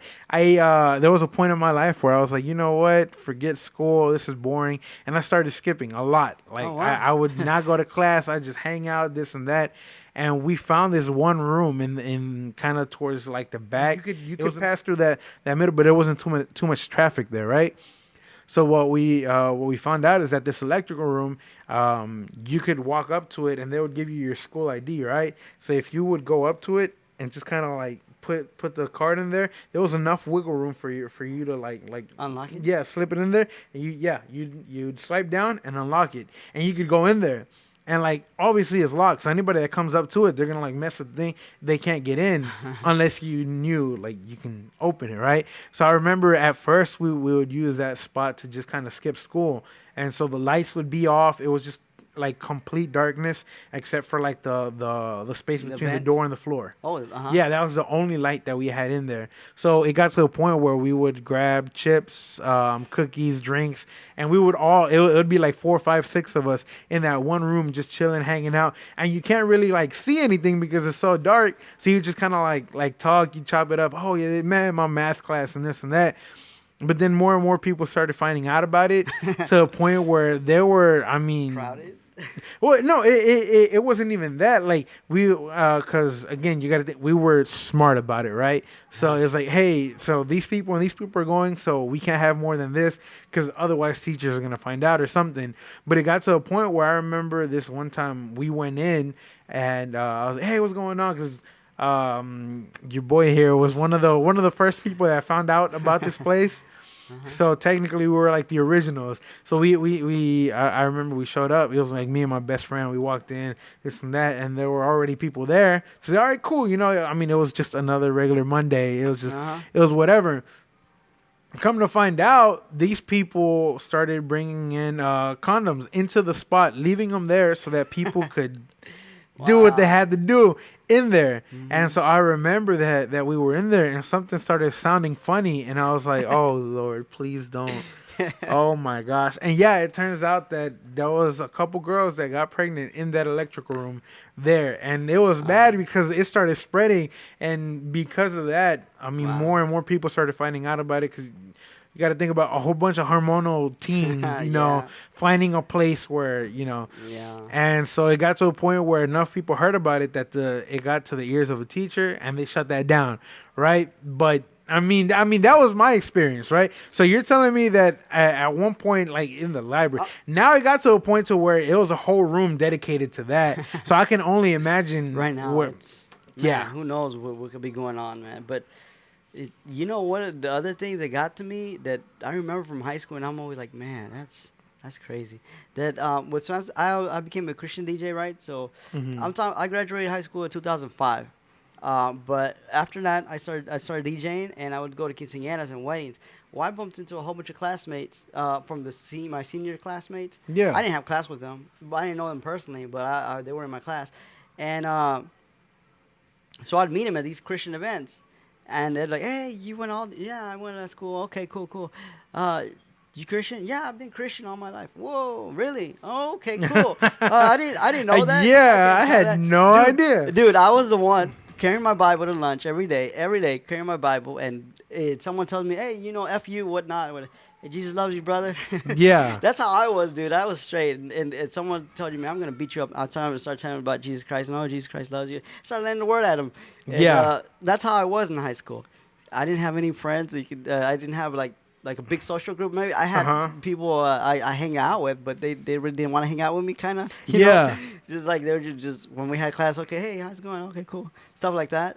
Yeah. No, But I definitely know what but you yeah, I mean, when I saw these people, I like, oh, you Christian, cool. mean. He's cool, like, cool." oh, I didn't had know no that. I had idea, man. But Yeah, then that's saying something for but sure. yeah, I mean, only one person I knew that she's Christian, and she did profess her faith out loud, and I still have her as a friend. I mean, we still talk back and Mhm. forth. But yeah, she was the only one out of all the people who were in my class that I knew. There were like 10, 20 people who were Christian. I Oh didn't wow. Yeah. know. But it is what it is. I mean, it's hard. It's hard to be a Christian nowadays, dude. Yeah. Nowadays, how could it be? Yeah. Sex on your phone, pretty much Oh, free dude, now. yeah. Back in the day, it was like you had to buy it, or you didn't have money. Yeah, you it didn't see wasn't. It wasn't as accessible, and now Yeah. you literally have like a window to it in your pocket Yeah, at all times. It's crazy, man. It's crazy. Yeah, man, it's getting tough, and so at this point, I really think we just gotta get on it, and make sure that we're teaching, well, that we're teaching ourselves. First off, what's right and what's wrong, and then teaching that to our kids as well, because it's only gonna get worse. Like I said, I mean, I can see the change from your generation to my generation. What to year the did you next graduate high generation. school? Well, 2016. Oh wow! So you're pretty young. Yeah, yeah. Cool, man. I feel old now. No, you're Nah. good. Yeah, because you said 2005, right? 2005 is 10 Yeah, years. so about 10, 11 year difference. So that's why it's like there was a change there. So I mean, my boy is about to be 2 in December. So I still have about, I want to say 12 years before they get to high school, 12, 13, kind of depending. So I can only, I mean, that's a whole nother generation per se, to where it's Yeah. like, what are they going to see? Yep. Yeah. So I definitely truly believe that I'm gonna be teaching my boy right from wrong, but I definitely want to incentivize him to be a free thinker, because that's one of the things that I love talking to people. I love getting their perspective, but it's not something that I'm gonna take. Oh, this is God's word and that's it. Like, it's something that I like that idea. That's interesting. I'm gonna go back and I'm gonna read and I'm gonna find out and I'm gonna see what God tells me. And that's something that I had to learn on my own. So if I can implement that to my boy, like now, I'm pretty sure that'll save him a whole bunch of time. Yeah. Yeah, definitely. There's a verse that instruye al niño en su camino, right? Y aun cuando That's fuera viejo aun no cuando se fuera viejo. apartará. Yeah, man, dude. I saw that in my life, dude. I love my parents, and I appreciate everything they did for me. Unfortunately, they didn't teach me a lot of things because the culture, the Hispanic culture, teaches that schools are responsible for educating the kids. Yeah. Like socially, like you're supposed to say hello to everybody you see, or you're supposed to be respectful to your elders and stuff like that. And at school, they didn't teach me none of that stuff. And so my parents would say, "Hey, well, you went to school. They should have taught you this." And like, no, they didn't teach me this. So see, that was a mistake my parents committed, and they didn't know until I was already grown up. And they were trying to teach me the stuff when I was growing up, and that's where I come to that text where if you instruct your child from the beginning, Snap. they won't have that many problems Yeah. with that, or that many issues with that. Like there's un refrán que dice árbol torcido, árbol torcido su tronco no endereza, something like that. Oh yeah. Where if the tree starts going crooked, once it's big, Yeah. you're not gonna straighten that tree up There's anymore. no way. It starts from the root, from the stem up. Definitely. And I'm 100% firm believer in specifically that Bible verse, instruye al niño en su camino, because my parents did that with me, like 100%. And it was like, Dad, I don't want to go to church anymore. Véngase, mijo. And it was one of those where, like, I mean, you're a kid, right? So you don't really understand Yeah. what's going on. I remember they'd be worshiping, and it was like, "Yo, ask me," and I was just kind of like, okay, I mean, whatever. And then I was like, Dad, I'm tired of like standing. Can I sit down? He'd be like, No, sir. You got to show respect for the worship. And then it would, obviously I don't know. I don't know if you had this experience, right? Because like I said, I grew up in the church. So to me, it was like I remember running around and just kind of like doing the thing. Or I'd have like my parents would sit as like my dad and then like two chairs and then my mom, and I'd have like that little space there. You and I just play? kind of I'd be playing and then like knock out, and I would just kind of be there like Oh, kind of you're a under the bunk. toddler, right? Yeah. Yeah. Okay. Yeah. Yeah, so I mean I mean I grew up doing that, but at a certain point where my dad saw that I was old enough to kind of understand, he was like, "Hey, no sir, no sleeping, no playing. You're gonna sit here and you're gonna listen to the word of God." And for years, like one of the things that my dad was a firm believer that men should never color their hair, like never, right? And so that's his belief. You know, right now I'm at the point where it's like, dude, I want to paint it green. For Like, real? I'm not gonna lie. Like, I wanna get like my entire head green or pink, cool. one of the two, right? So I know Pig, it's you should go pig. pink, right? Yes, I know it's crazy. It's something that Dude, you'll have a lot of friends. yeah, without a doubt. I mean, there was a point where I would cut off like all this hair right here. I'd bring it down to like a one, and then my hair like on top of my head, I'd have it down on my shoulders. And what I would do is I would like get trenzas, like I'd get it braided, like yeah, I saw your picture. yeah, I was, yeah. I was wondering, I was like, is that the same guy? Yeah, no, that's definitely me. They'd put like the little metal tips on them at the end, and then I mean they'd be hanging like down here. So I'd be in church like swinging, and it was just like oh, and it's, I mean it's something that I love, right? But like as much as I was taught like all that, there's a lot of things that is like my dad was right on so many things because I saw it growing up. It's like I didn't do this, and other people that did is like they got it bad, you know? And I was like, I never had to go through that because I listened, you know, to my father. But he would be, oh, don't do this. Oh, don't do that. Don't do here. Don't do there. And he always taught me that no matter what, I have to stay faithful to God, even if I messed up. Even if I've been sinning for like 2 months straight, if I've been sinning for the last 10 years of my life, never leave God. Never, no matter what. And that's something that stuck with me. And he's, hey, always go to church. Always do this. Always do that. Always be on top of it. No matter how much you're messing up. And nowadays, this is crazy because now I can honestly say that verse has applied in my life. My whole life, my father has taught, hey, you can't leave God. Like this is the one thing that you need to maintain. And now it's gotten to the point where you start to grow up, you start to get these ideas, you start to kind of explore who you are, right? And there have been times where I'm not gonna lie, I've strayed from the person who I was in the Lord. There's been times where I've strayed from being that man that would pray, you know, daily and fast and this and that. There was a time that I just completely, I was like, you know what? Forget this. I'm just gonna go through the motions. Like it is what it is. I want to say maybe a month, 2 months, longest around 4 to 5 months, to where I was just kind of like away from God, but I never stopped going to church. I never said, you know what, I don't believe in this anymore.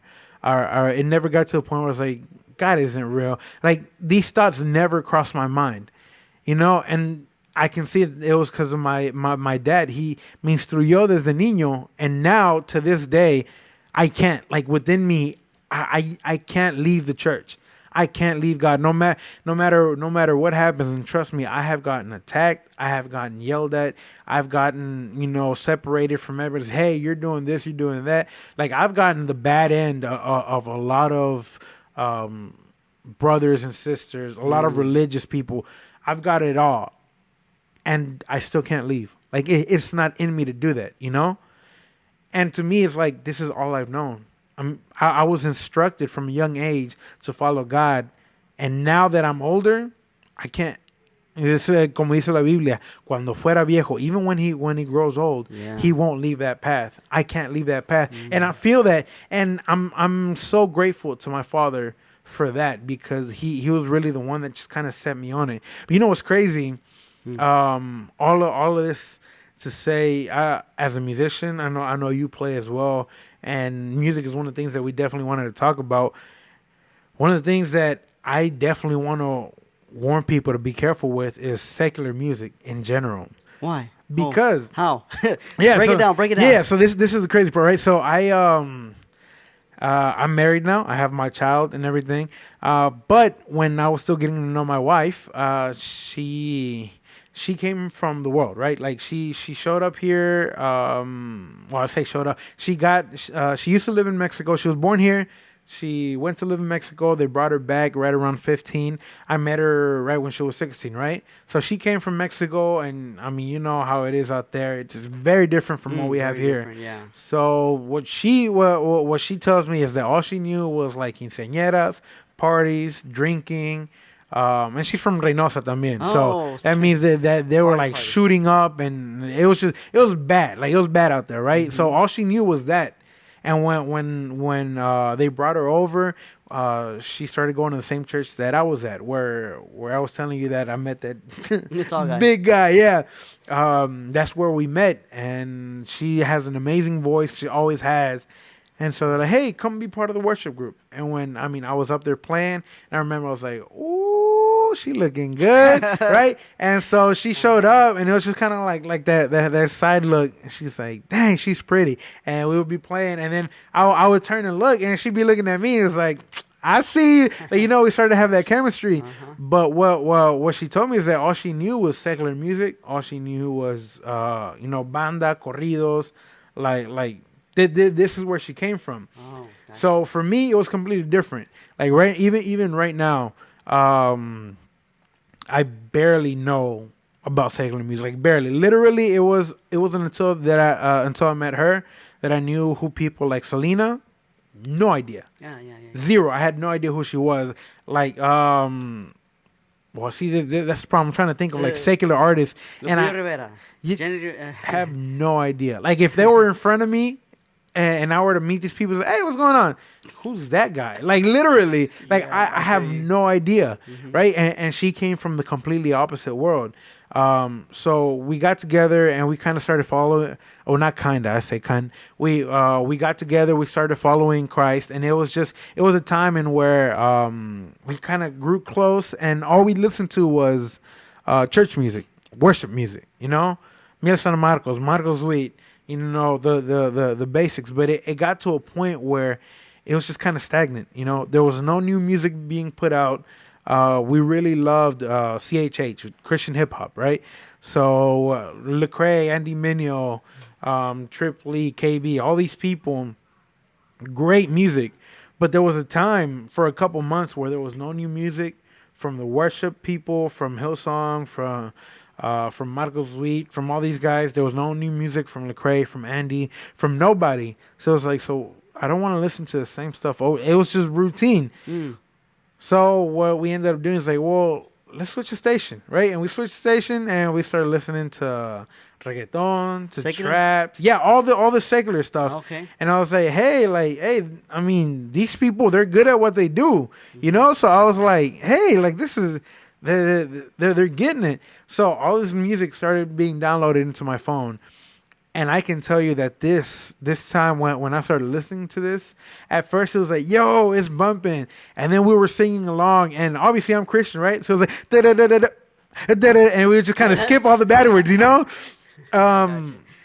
But like we were singing all these things and it was just kind of like we started to drift farther away from God. And the thing is, you don't notice. You don't notice because you're having such a good time. You're enjoying what you're doing. Did you go to parties? Yeah, I started going to parties and I Louisiana's started. weddings? Yeah, every man. I can say there was this one where we showed up. Like, hey guys, it's gonna be crazy. Pull through. We had because of that we started getting a whole bunch of friends. So I remember there was this one party in particular where I had my Mustang. It was like a '05 Mustang stick shift. I like removed the mufflers on it, so it was loud, right? And we packed a whole bunch of teens into my little car, and we took off. We show up at this party, just loud, just we show up. Everybody's like blasting music. We get in there, and then there was a room where literally was dedicated to just, I kid you not, like 15 people all doing, stuff that they shouldn't be doing, sexually. Procreating? Oh, Yes, okay. yes. Wow, orgies. Whoa. Yeah, completely. And then that was like literally, it was just an open door. It wasn't even like oh, don't come in. No, it was just like, oh, you just walk in. Like it was there. And then literally the room next to it, it was just like lights everywhere. People smoking left and right, drinking, and I'm talking about it was like underage, everything, like completely illegal, right? And I showed up and I was like, where am I? Like I had no idea that this happens. And then there was like in the backyard, that's where all the drug users were at. Like they were bad. Like I'm talking about like cocaine, ecstasy, mollies, weed, like everything.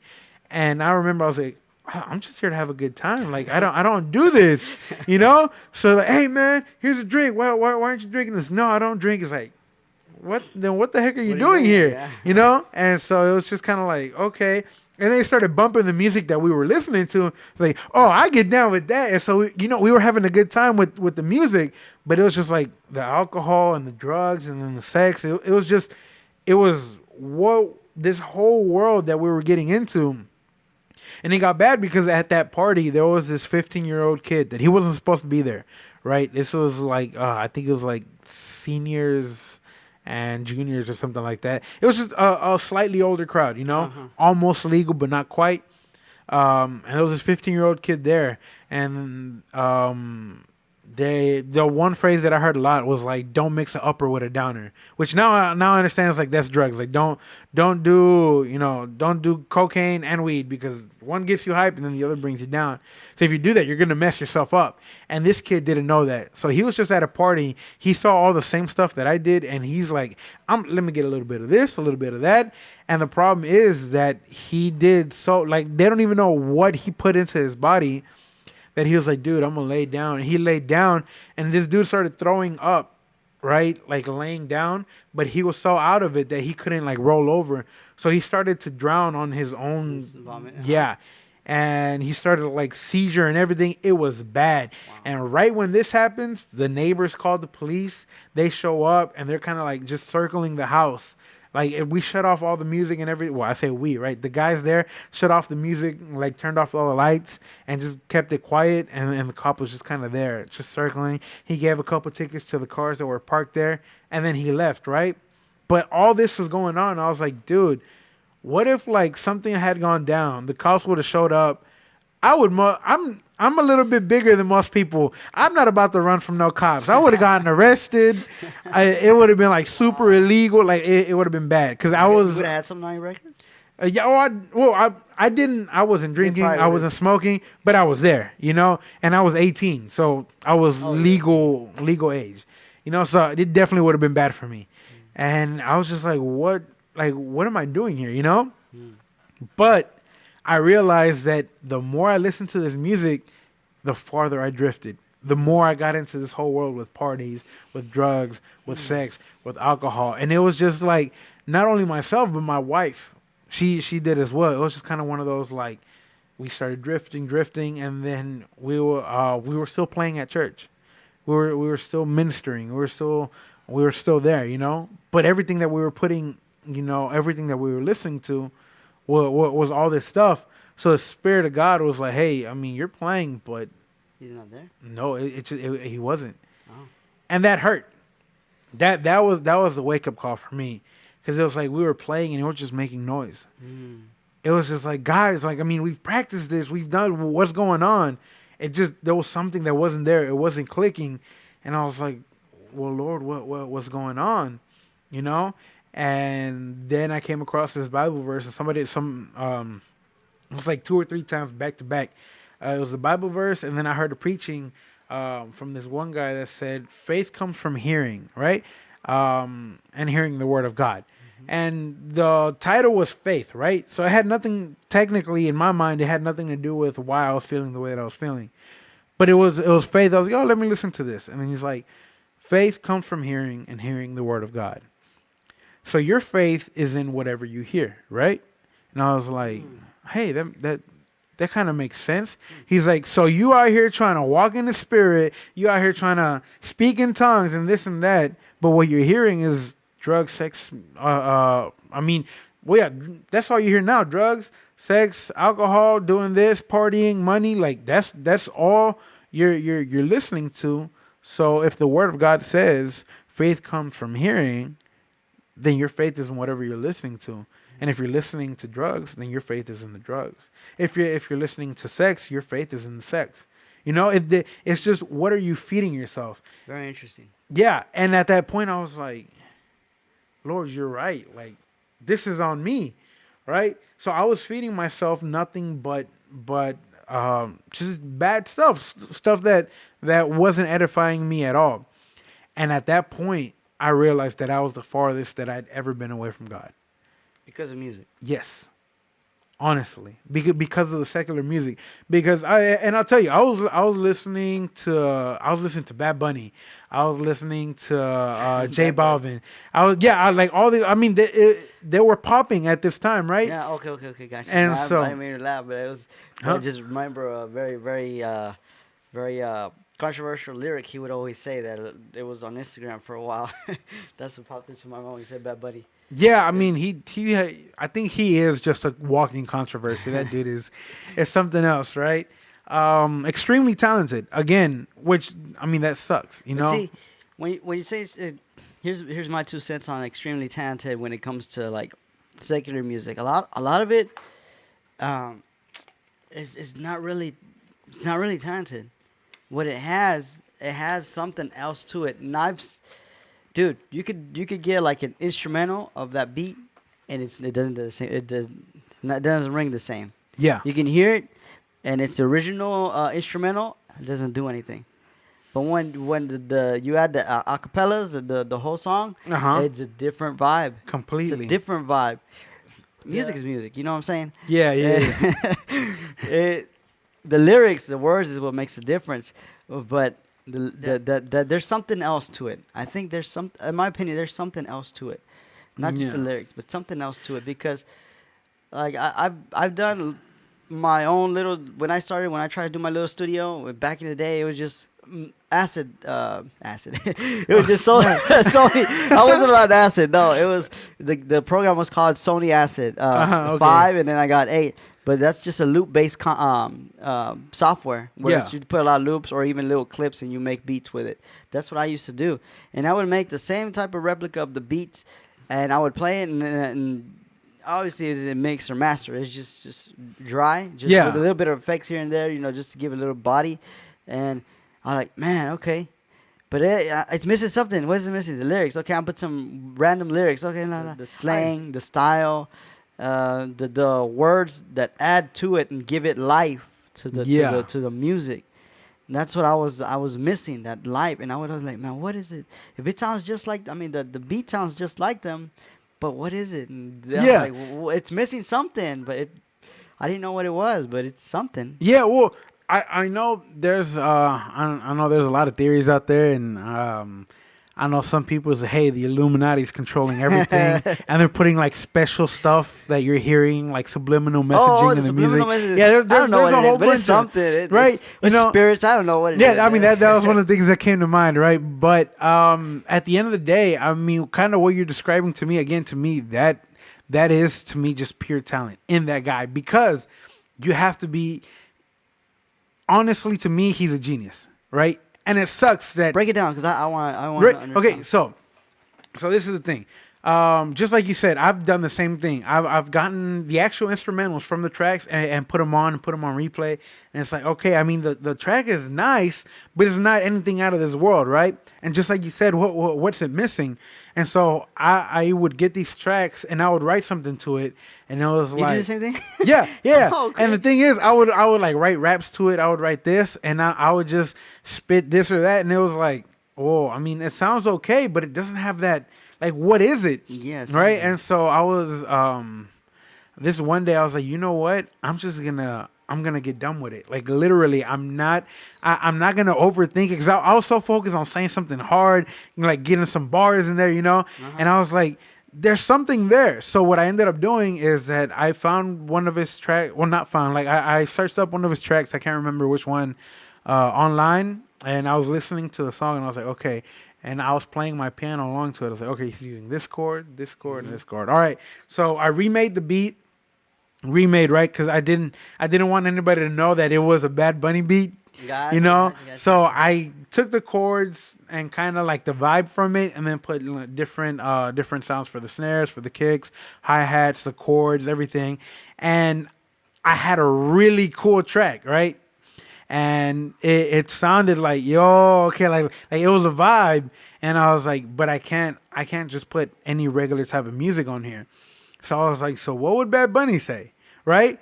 And I like went back, I listened to the song, and I noticed his cadence is a lot of da da da da da da, always da da da up, or da da da da da da da da da da. There's a lot of triplets in there, and a lot of keep the same note and then go up. Oh, okay. Literally, when they sing, 2 or 3 notes at most, right? So I was like, okay, so you throw in melody with 4 notes at most. A lot of auto tune. Yeah, a lot of auto tune. I noticed he's like, dude, their auto tune is like to the max. So I was like, all right, throw in some auto tune, 3 to 4 note melodies, triplet cadences, which is the 1 2 3 1 2 3 1 2 3, right? They use that a lot. And I was like, okay. And then he does a lot of the right? So I was like, okay, so let me put all this together. And I did just that. I put a whole bunch of autotune on there. And I was like, I'm going to take this as a joke, right? I was like, let me see if I can actually do this. So I was like, he's Bad Bunny. Well, I'm going to be Bad Canguro, right? So this is, I was like, again, this wasn't like anything serious or anything. I was just trying to figure out why it's different. And so I was like, yeah, Bad Canguro, baby, right? And I like recorded it. I did like a quick mix and master, and I sent it to a couple of my friends. Like, dude, that was hot. Like, dude, that's on another level. And I was like, but literally, like there's, I mean, what was the difference? And you have to be a genius to understand the simplicity in 1 2 3 4 1 2 3. Like the cadence is so repetitive. The melodies, again, like I said, just da da da da da da da da da da da da da da da, and it's like super easy to remember, right? So the fact that he could come up with this and know, like, hey, this is catchy, you have to be on another level, because it isn't. Okay, gotcha. You know, Because okay, yeah, you got it. Yeah, okay. I've had these are people. tricks of the trade. Yeah, I've had people in the stew per se, or in the studio, right? In the stew, where they show up and they get on the mic. And they're like, yeah, and I be doing and I be getting and that, and it's like, okay, like they might be saying some stuff that's like okay, but there's nothing to it, you know? Like that it doesn't have that. You know what that reminds me of? There's a meme about how the auto tune they do the auto tune production. It's like they're he just screaming and yelling, and then the producers back there, you know, tuning it up and whatnot. And and then everyone in the back is like, oh yeah, that's good. But in the studio, I whack out a beat and auto tone and whatnot. But yeah, dude, that freaking auto tune. That works magic. Yeah. Well, we actually, I'm working with my best friend, like from years ago. He's been doing rap for a while now, and so I'm producing all of his stuff, mixing, mastering, like we're doing everything up until the final product, right? And there's this one song that we did together where I wrote my part, he wrote his. It's called 3 a.m., right? It's not released or anything, so it's not a plug, but it's honestly just right.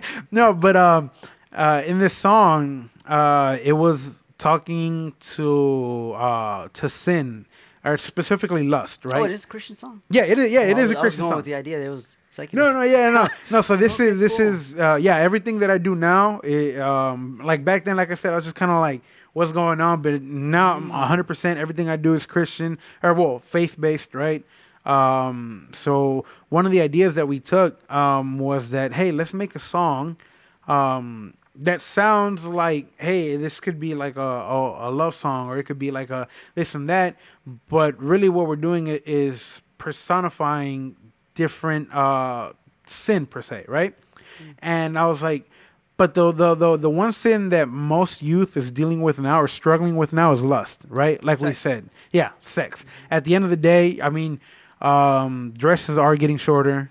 I mean, you go to the beach and there's almost nothing left to the imagination. That's funny. That's funny. You So I know? was in Florida this Yeah. weekend, and it was funny because there's some lady with a bikini, right? There's a bikini, it's a Uh-huh. two-piece bikini, and they're okay. But then they're changing, they're putting on the bra. And don't look.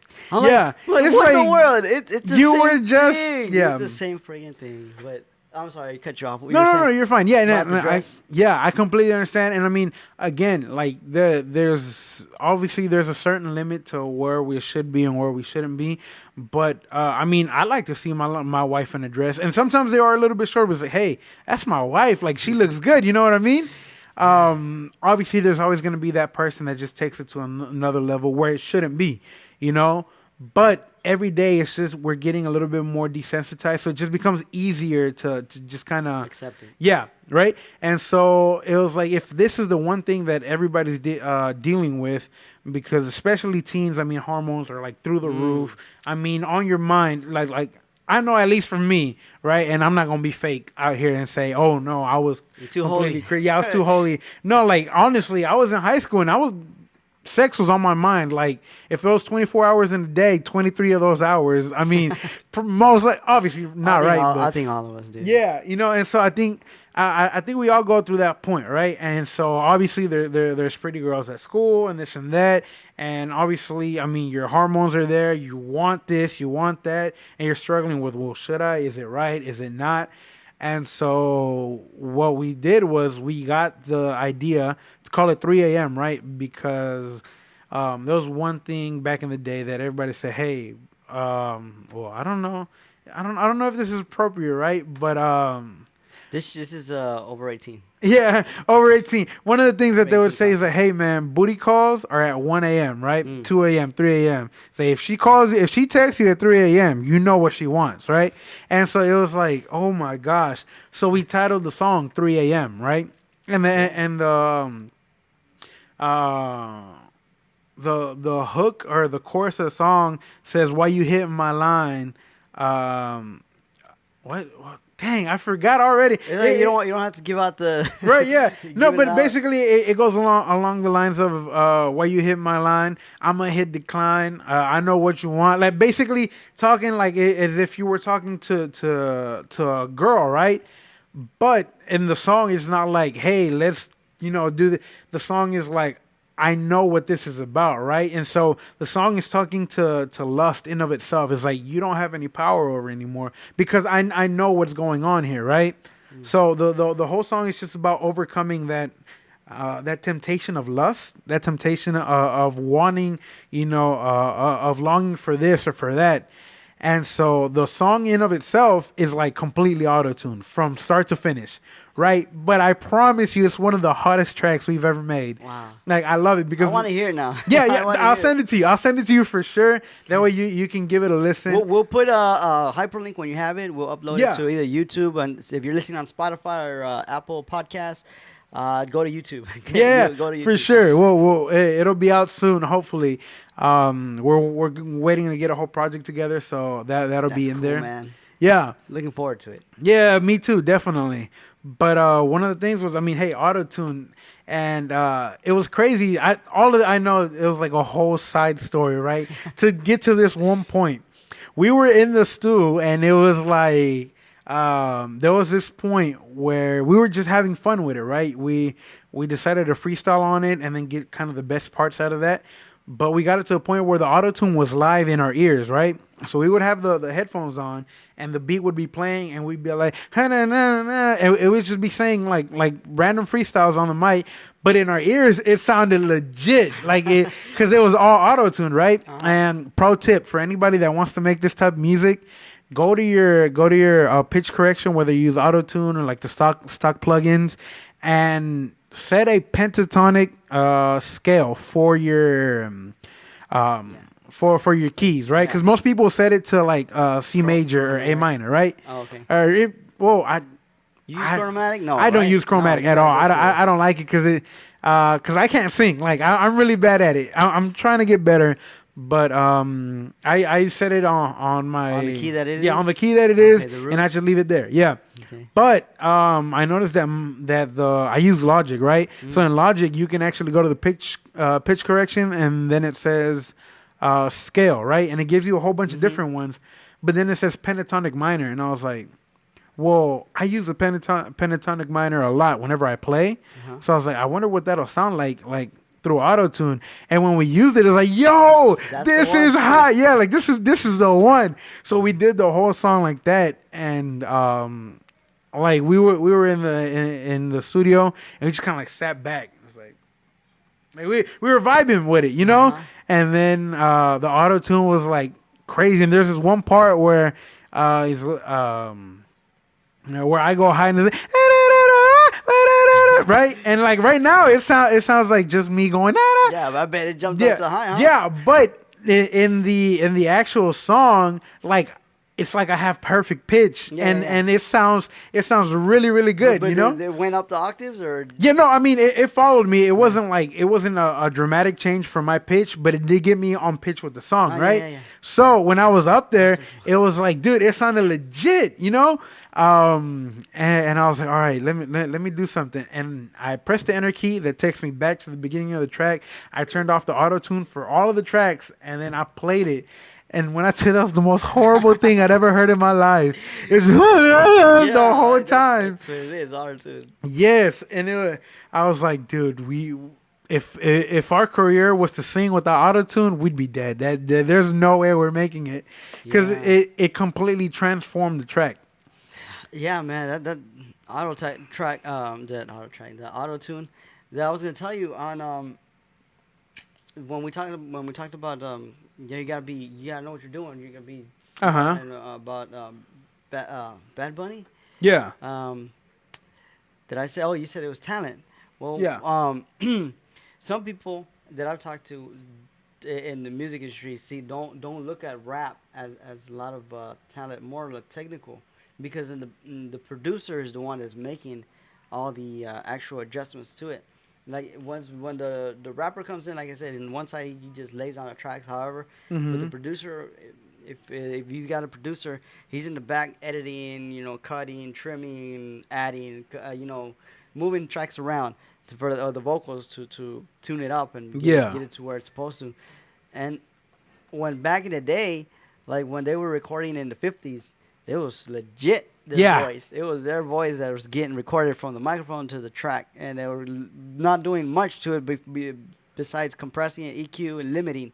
But back then, it was real original stuff, like everything, like Yes, the sir. instruments, if they were gonna get some sax, trumpet, acoustics in there, it was all Yeah, it original. was all live. It was directly on And there. like what I do in my studio, I don't do it like that either. And Mm-hmm. because I've seen it, I've seen a lot of YouTube videos. That a lot of the actual recordings end up getting modified. All the like Miel San Marcos is an example. If we go to the Christian world, Mm-hmm. their drums are not all acoustic. They've got some VST plugins in their production, Yeah. and that they use actually for actual recordings.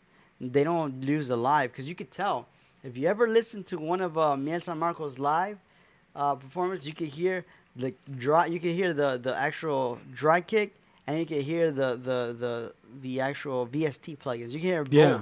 Oh yeah. We play with multi-tracks at the church. Oh, okay, Right. okay. So Like sequencing. yeah, Okay. with the sequences. So one of the things that I noticed is that there's like drums, and then there's drums too.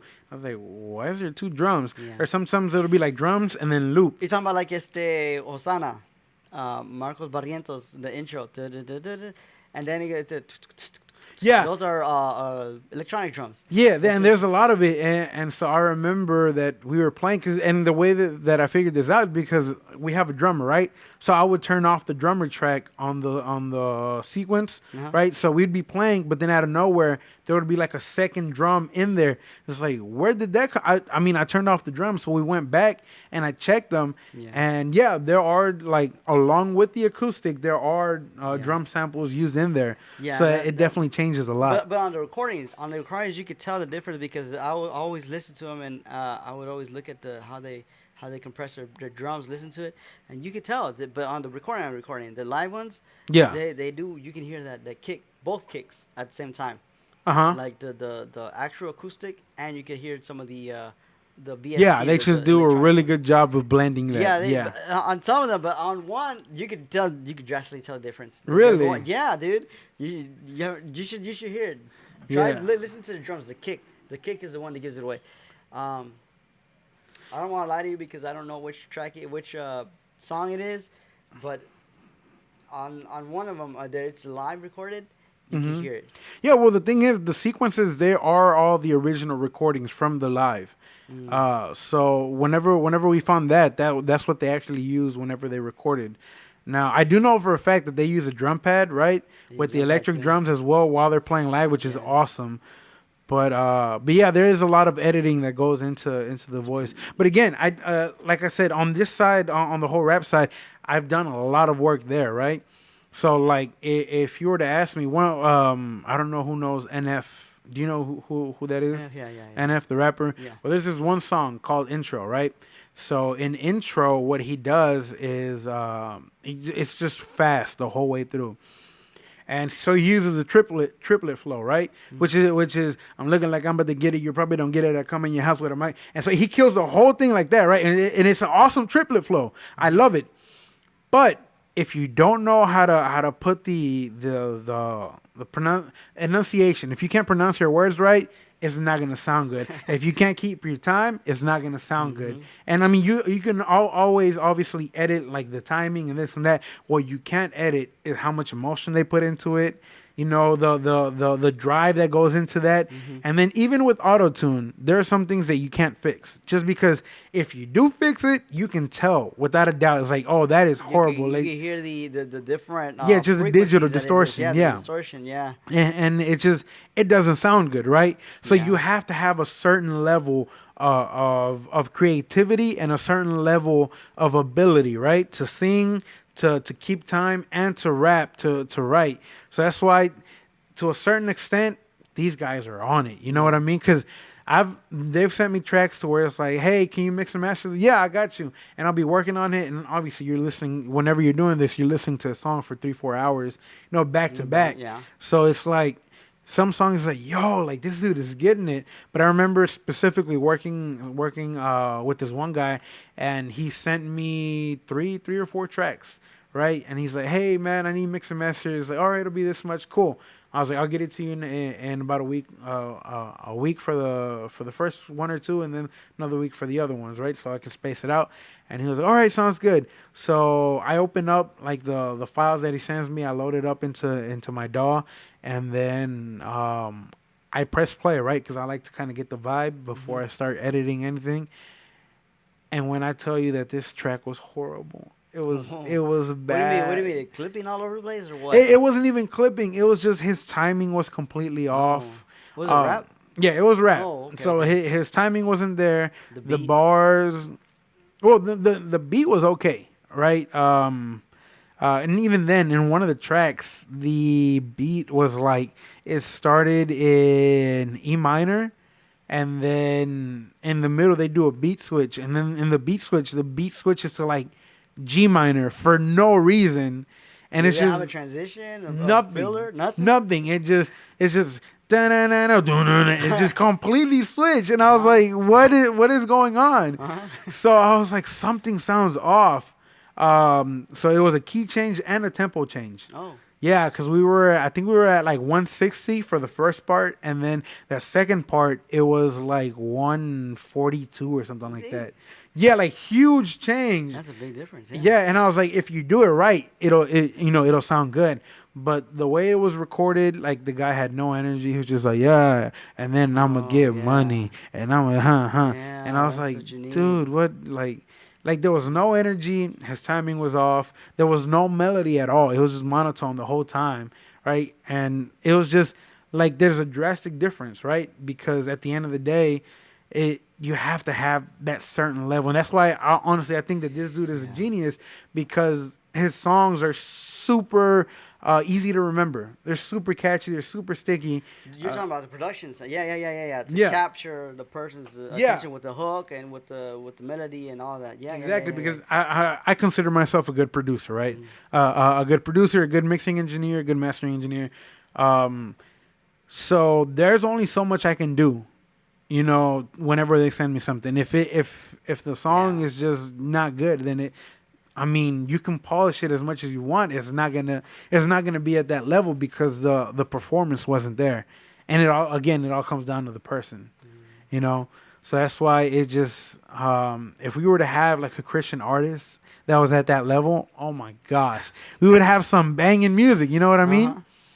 Like a lot of people don't like Kanye West, right? Now that he's a Christian. Oh, But that's right. That's right. honestly, like, again, this dude is a genius. Like, there's no way around it.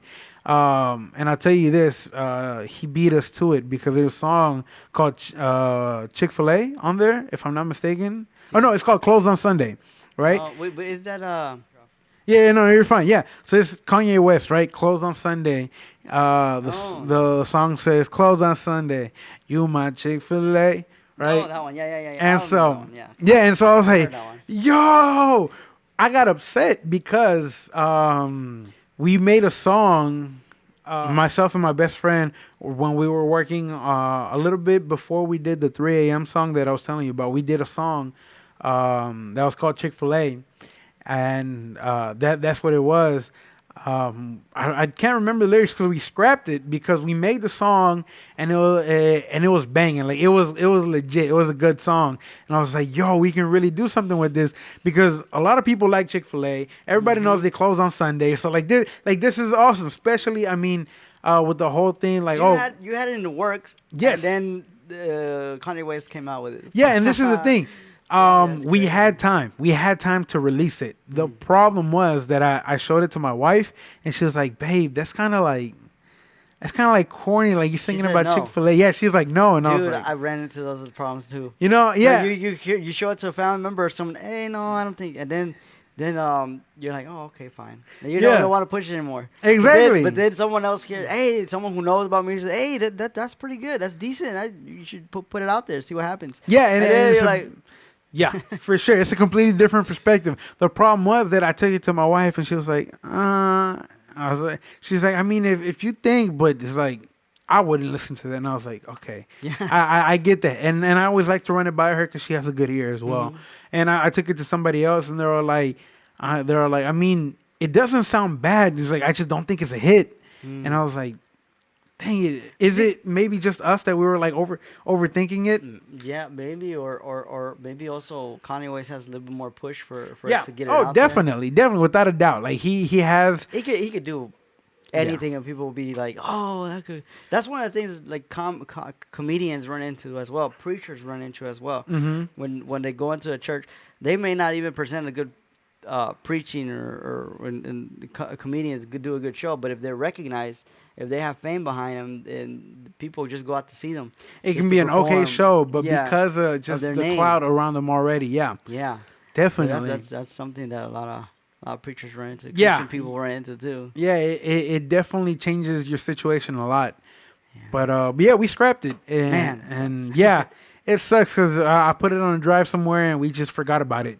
And then about 2 months later, it was like Kanye West's new album, and then it's like Closed on Sunday, and it started playing. I was like, "Dude, we made that song, bro!" And it was like, "Dang it!" And Have you ever run into the problem where you're working on a project and you got the melody and everything, and you're like, okay, we put it up to the side because you're gonna work on something else, and then you hear that same melody on someone Yes. else's track. Yes. I've ran into that. I'm like, I come up with a melody. I'm like, okay, I'll put this to the side for later, and then I hear like a recording. Oh, dude, that's my same melody. That's the one Yeah. I did. Yeah, And that's crazy. actually, there's what's it?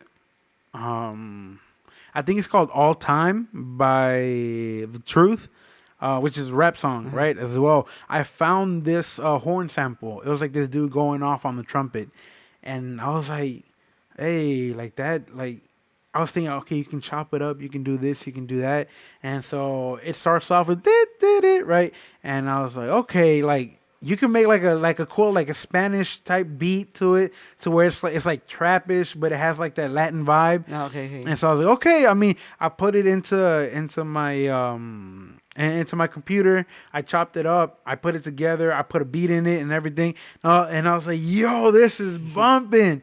And sadly, we went on vacation. And when we went on vacation, lightning hit our house. Oh, And it fried memory. a lot of electronics in the house. And my computer was one of them.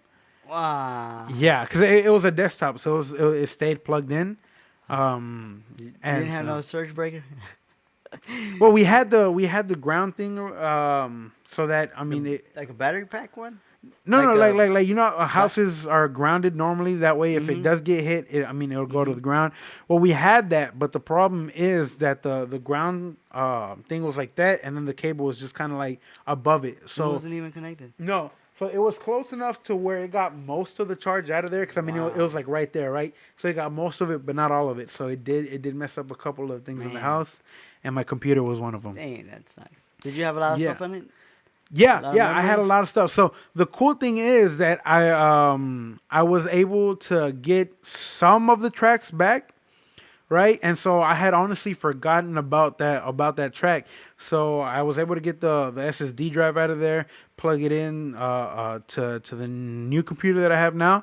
And I listened to some of the beats. I was like, that was whack. That was bad. Yeah. And then I was like, what's this? And I think it was like Latin vibes or something like that. And I pressed play and I was like, that's the song. I did it. It hurt me so much because Yeah. I didn't get to work on it because it was fried, you know? Yeah. So for that 2-3 months that I didn't have access to it, I lost that That's song. so weird, dude. I've ran into that problem quite a bit, and like, man, did they like listen in or? Yeah, or what I know, happened? man. It's or like did someone hack my computer? That's what I I was thinking. swear.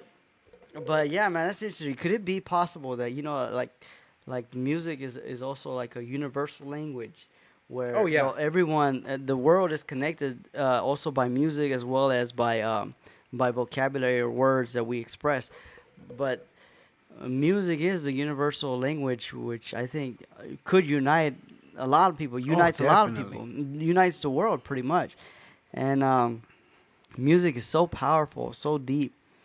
The angels themselves were spirits and beings that had allegedly or as well instruments within their bodies. Man, that's Yeah. that's Oh, crazy. yeah. If we go into angels, dude, that's freaking another thing. Like, have you ever imagined seeing or like a cherubim or a cherub? Those Yeah. beings are crazy. And then there's some other beings that like Ezekiel saw with face of a man and face of an eagle. Yeah, and it's some those are- crazy descriptions. Those are crazy angels and beings or things that exist. See, the Bible mentions them, so that Yeah, means they have to be real. Exactly. Ooh, I wouldn't want to see an angel. No, yeah. I mean, Well, one of those because one of those beings. I don't know what they are. Spiritual beings or what? What are they? yeah, it's crazy because I know that there's been a couple times where like angels show up and it's like, don't be afraid, I'm from the Lord, right? Mhm. But I mean, if one of these things shows up where it's just like eyes and wings and stuff everywhere, it's like, no, I rebuke you. You better stop. Yeah, it's He's a just spirit, he was say, spirit. how can I not be afraid when something Right. like this shows up? You know? That's crazy, dude. Well, I think we could conclude. Whoa, 2 hours almost, 2 hours and 30 Oh minutes. snap! Have Oh, we really that- been this going is- that long? That's good. I mean, there's a lot of stuff we could continue talking about. But Yeah. I think we'll cut it short right here. Let's cut it short. And I appreciate it. Muchas gracias. Thank you for everyone who's watching. Do you want to give your social media? We'll put the hyperlinks in the bottom. Yeah. We'll go ahead and do the hyperlinks. I don't remember them off the top of my head. Okay, No, we'll go sir. ahead. We'll go ahead and put the hyperlinks. If you were listening on Spotify or Apple, we'll put them on our YouTube. So look up DRP is the podcast. DRP 2021 podcast. It's titled DRP 2021 podcast. There you go. Okay, all right, guys, take care. Yes, sir.